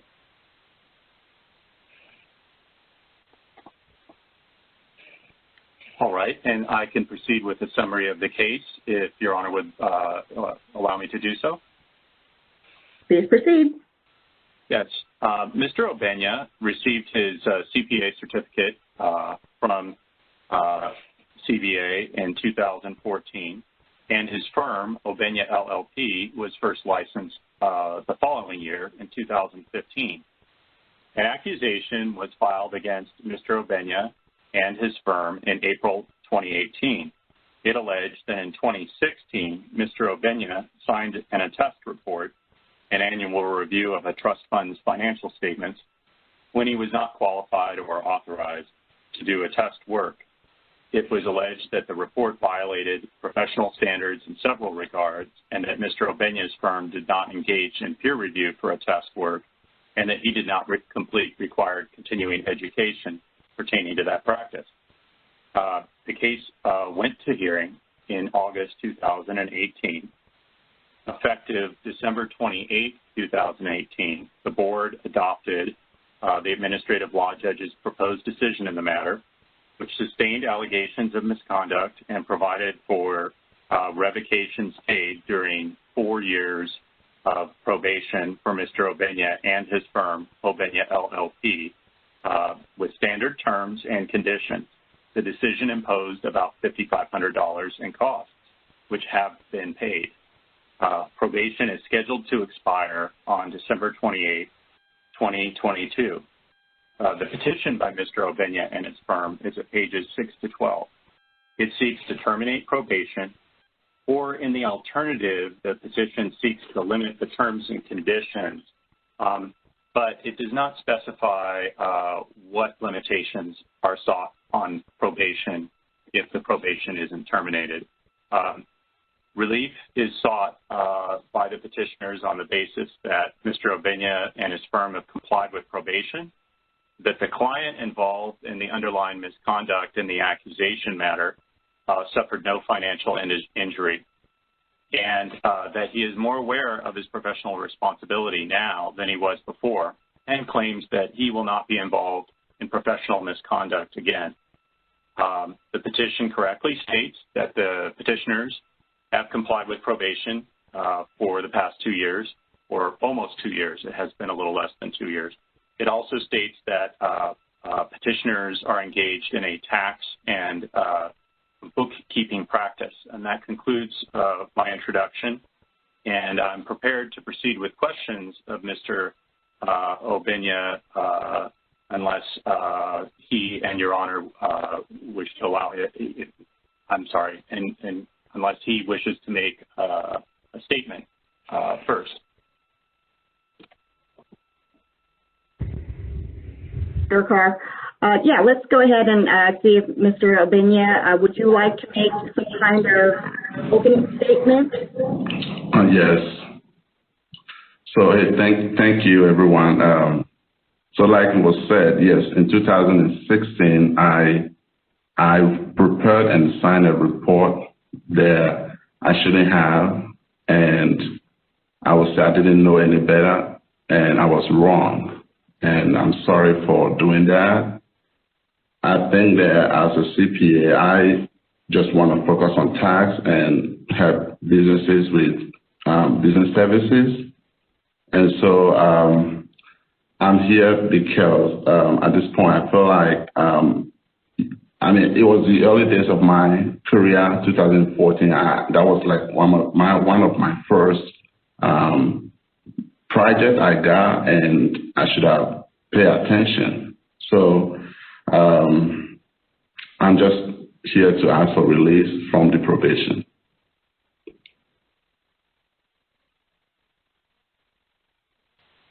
Thank you, Mr. Obinya. Mr. Durkar, would you like to ask some questions on cross-examination? Mr. Durkar, this is a reporter. You're on mute, sir.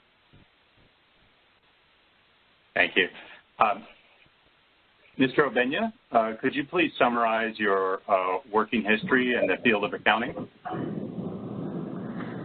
Yes, so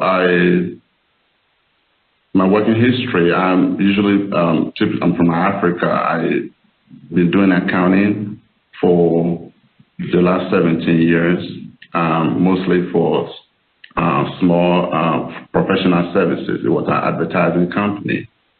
Here in the U.S., I have worked mostly as a tax professional. I work as in a big wine industry. I work for CPAs on part-time projects. And for the last 6 years, we've been running our own firm, and mostly we've been doing tax work and small business accounting and payrolls.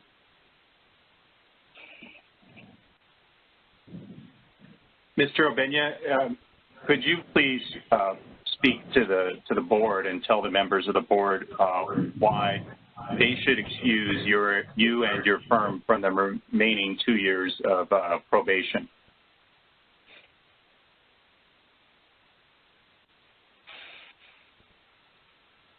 Given the fact that I got my license in 2014, in 16 was one of the first things I did, and I was learning at that point, and I made a mistake. But 16 till date, I haven't got myself involved in any situation like that. Number two, I have our business usually is an online business, and clients go online to check us out and find out who we are, and the probation comes up every time. And I have to explain to clients that this has to do with audit and has to do with attestation. And my work primarily focuses on tax work and bookkeeping work. Again, we are in situations right now where we have all the human resource that we need to do everything we do. So my time to comply every 3 months, and it just putting so much pressure on us. I have educated myself. Between the time of the probation, 2016 to date, I went to tax school, got master's in taxation. I have taken all the ethics classes, courses I have to, and I've learned to do right by the people. And so I feel like, getting the chance to clear my name and be able to go out there and do the work I do right now with some confidence.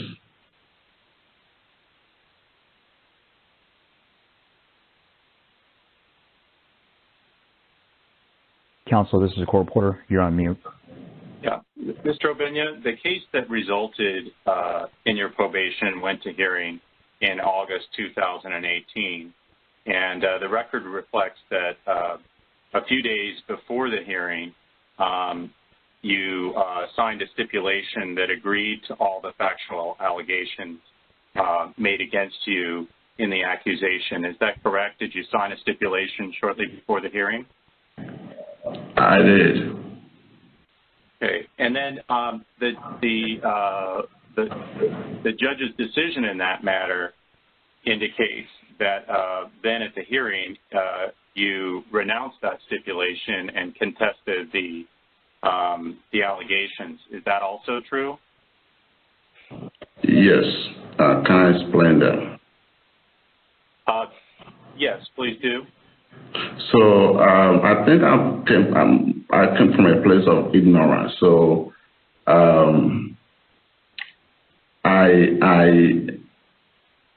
more I know, things are just what they are, and I was just seeking to explain what I did. So not necessarily, the attempt was not to renounce the stipulation. It was to explain what happened. And like I said, I was still working to understand everything at that point. And so I thought because I pulled the report that was signed by me and it was reissued correctly, things should have reflected those things. That again, now I know that it was wrong and I shouldn't have done that. So I was just sticking to explain, and I think there wasn't a room to do that.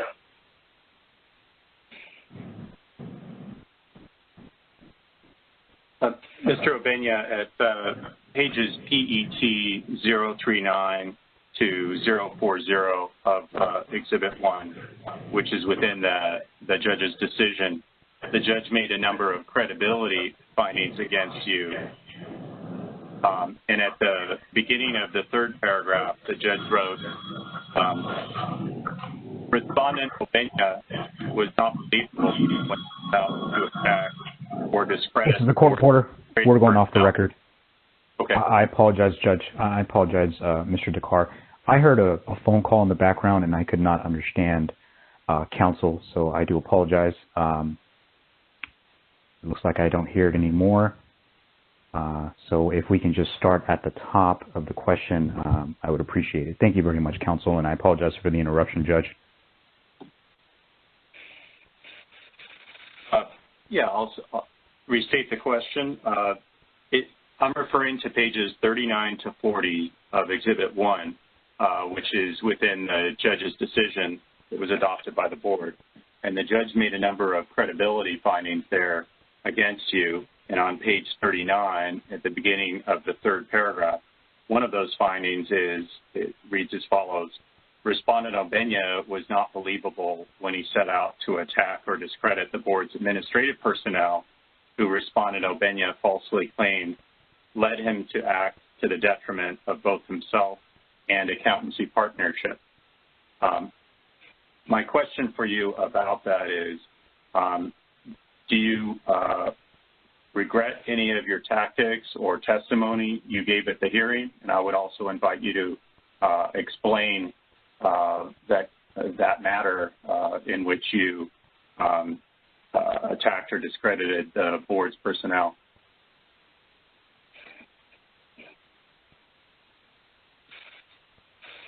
Sir, this is a court reporter. Mr. Obenya, you're on mute. Yes, thank you. So yes, I do regret my action on that day, but what I was trying to do was before again, because I was new to all of this, 2014, I made some phone calls to the board to find out whether the report I was dealing with was an attest report. Because it was, for me, I didn't think it was at that point. And so what I was trying to do was I was trying to, at the hearing, I was saying, hey, I made these phone calls. I mean, today I know who to talk to.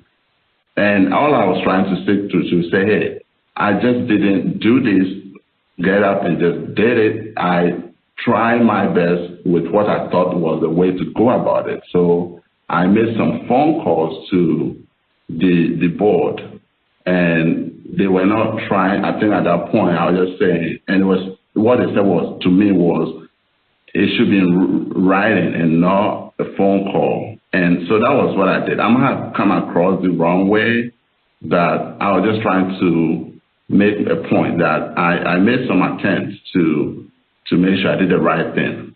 That was what happened that day.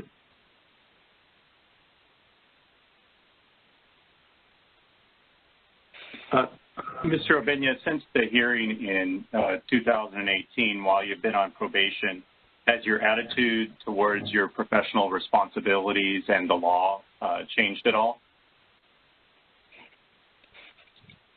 Yes. And could you tell us how that change has occurred or what that change is? I have surrounded myself with more experienced CPAs that I talk to if I run into things I wasn't sure. I also don't charge anything audit. I have folks that CPAs that I call upon if there's someone approach me with something there and it looks like audit or attestation. I have taken more CPE classes, so I kind of know, I kind of learn what it is to be professionally responsible. So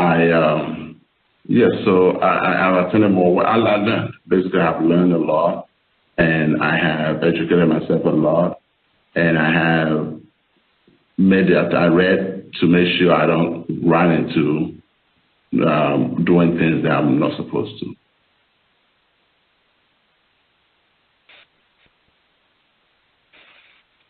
Your Honor, those are all the questions that I have for Mr. Obenya. Thank you, Mr. Durkar. All right, let's turn it to the board members. Do any of the board members have any questions? And I apologize ahead of time because I do not see any feature that shows a hand raise. Well, this is Dan Jacobson. Sir, why?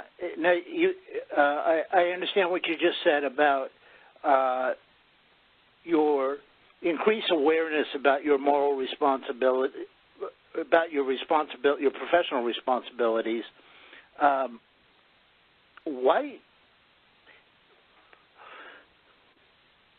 Why did you not have that awareness back in 2016 after being licensed in 2014?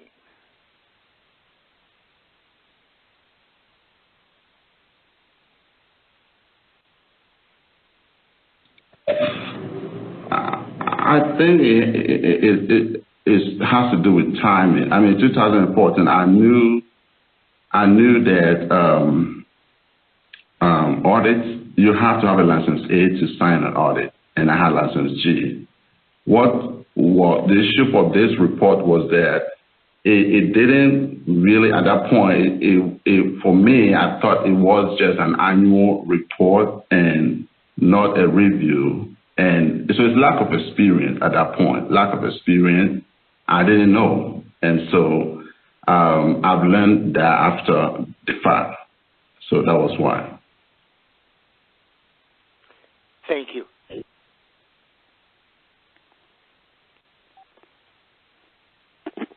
Okay, I think I've got this hand raise thing figured out. Ms. Molina Lopez? Thank you. Yes, this is Luz Molina Lopez. Thank you for being present at today's petition hearing. I have, so I understand correctly now, you had a G license at the time of the signature on this report, but not an A license. Did you ever wish to pursue an A license? Mr. Obenya, this is a court reporter, sir. You're on mute. Yes, I will pursue an A license. I'm sorry, one. Yes, I will do that in the future. Okay. And my other question is, are you licensed for CPA services in any other state or in any other country? No. Okay, thank you.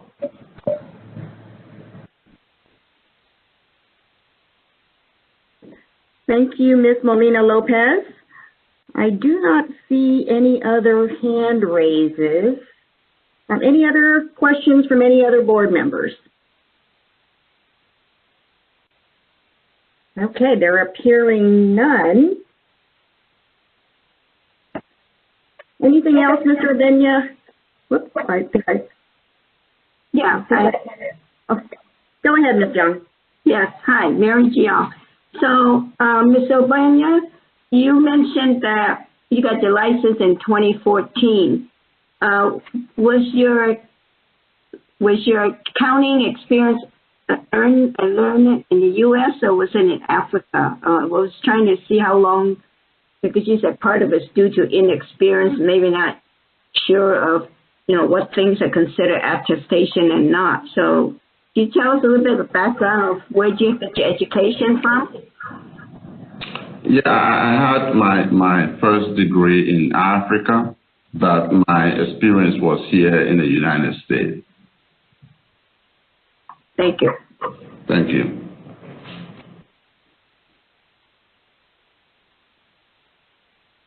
All right, any other questions?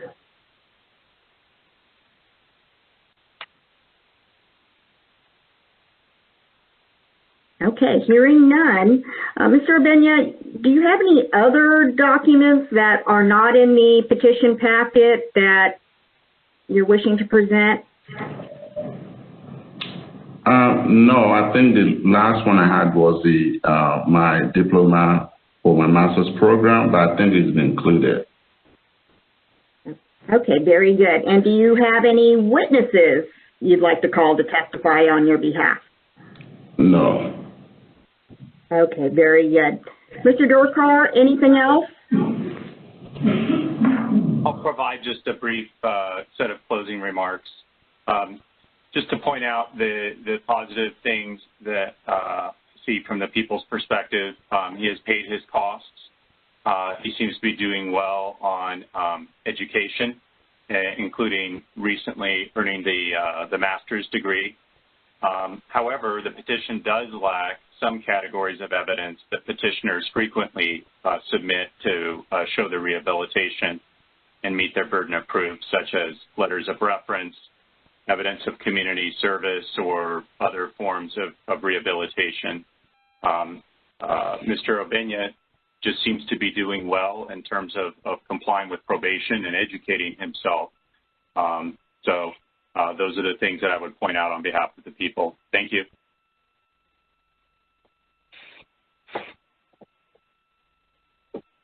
Thank you, Mr. Dorkar. And Mr. Obenya, anything you'd like to say in closing? Yes. I'd like to say that, yes, sorry I didn't bring any letter of recommendation or support, but I have been serving on several organizations here in the U.S., and I have helped with coaching.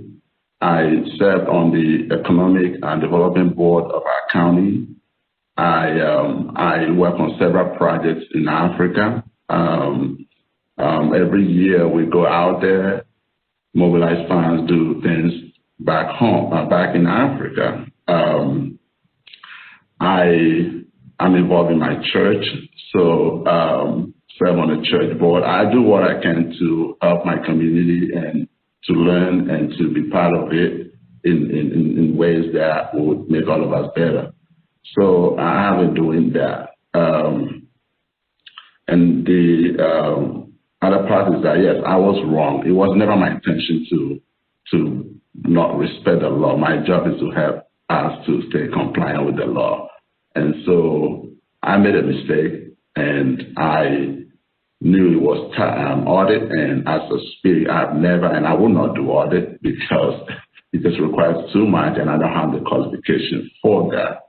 What I'm asking for is the room to be able to do tax work and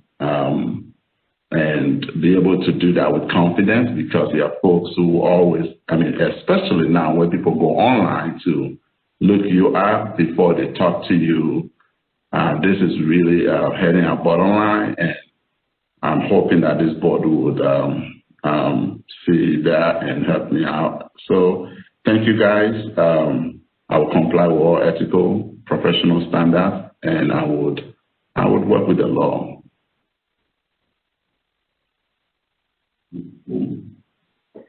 Thank you, Mr. Obenya. Well, that concludes the petition hearing in this matter. The record is closed, the case is submitted, and we are off the record. Thank you, sir. Thank you.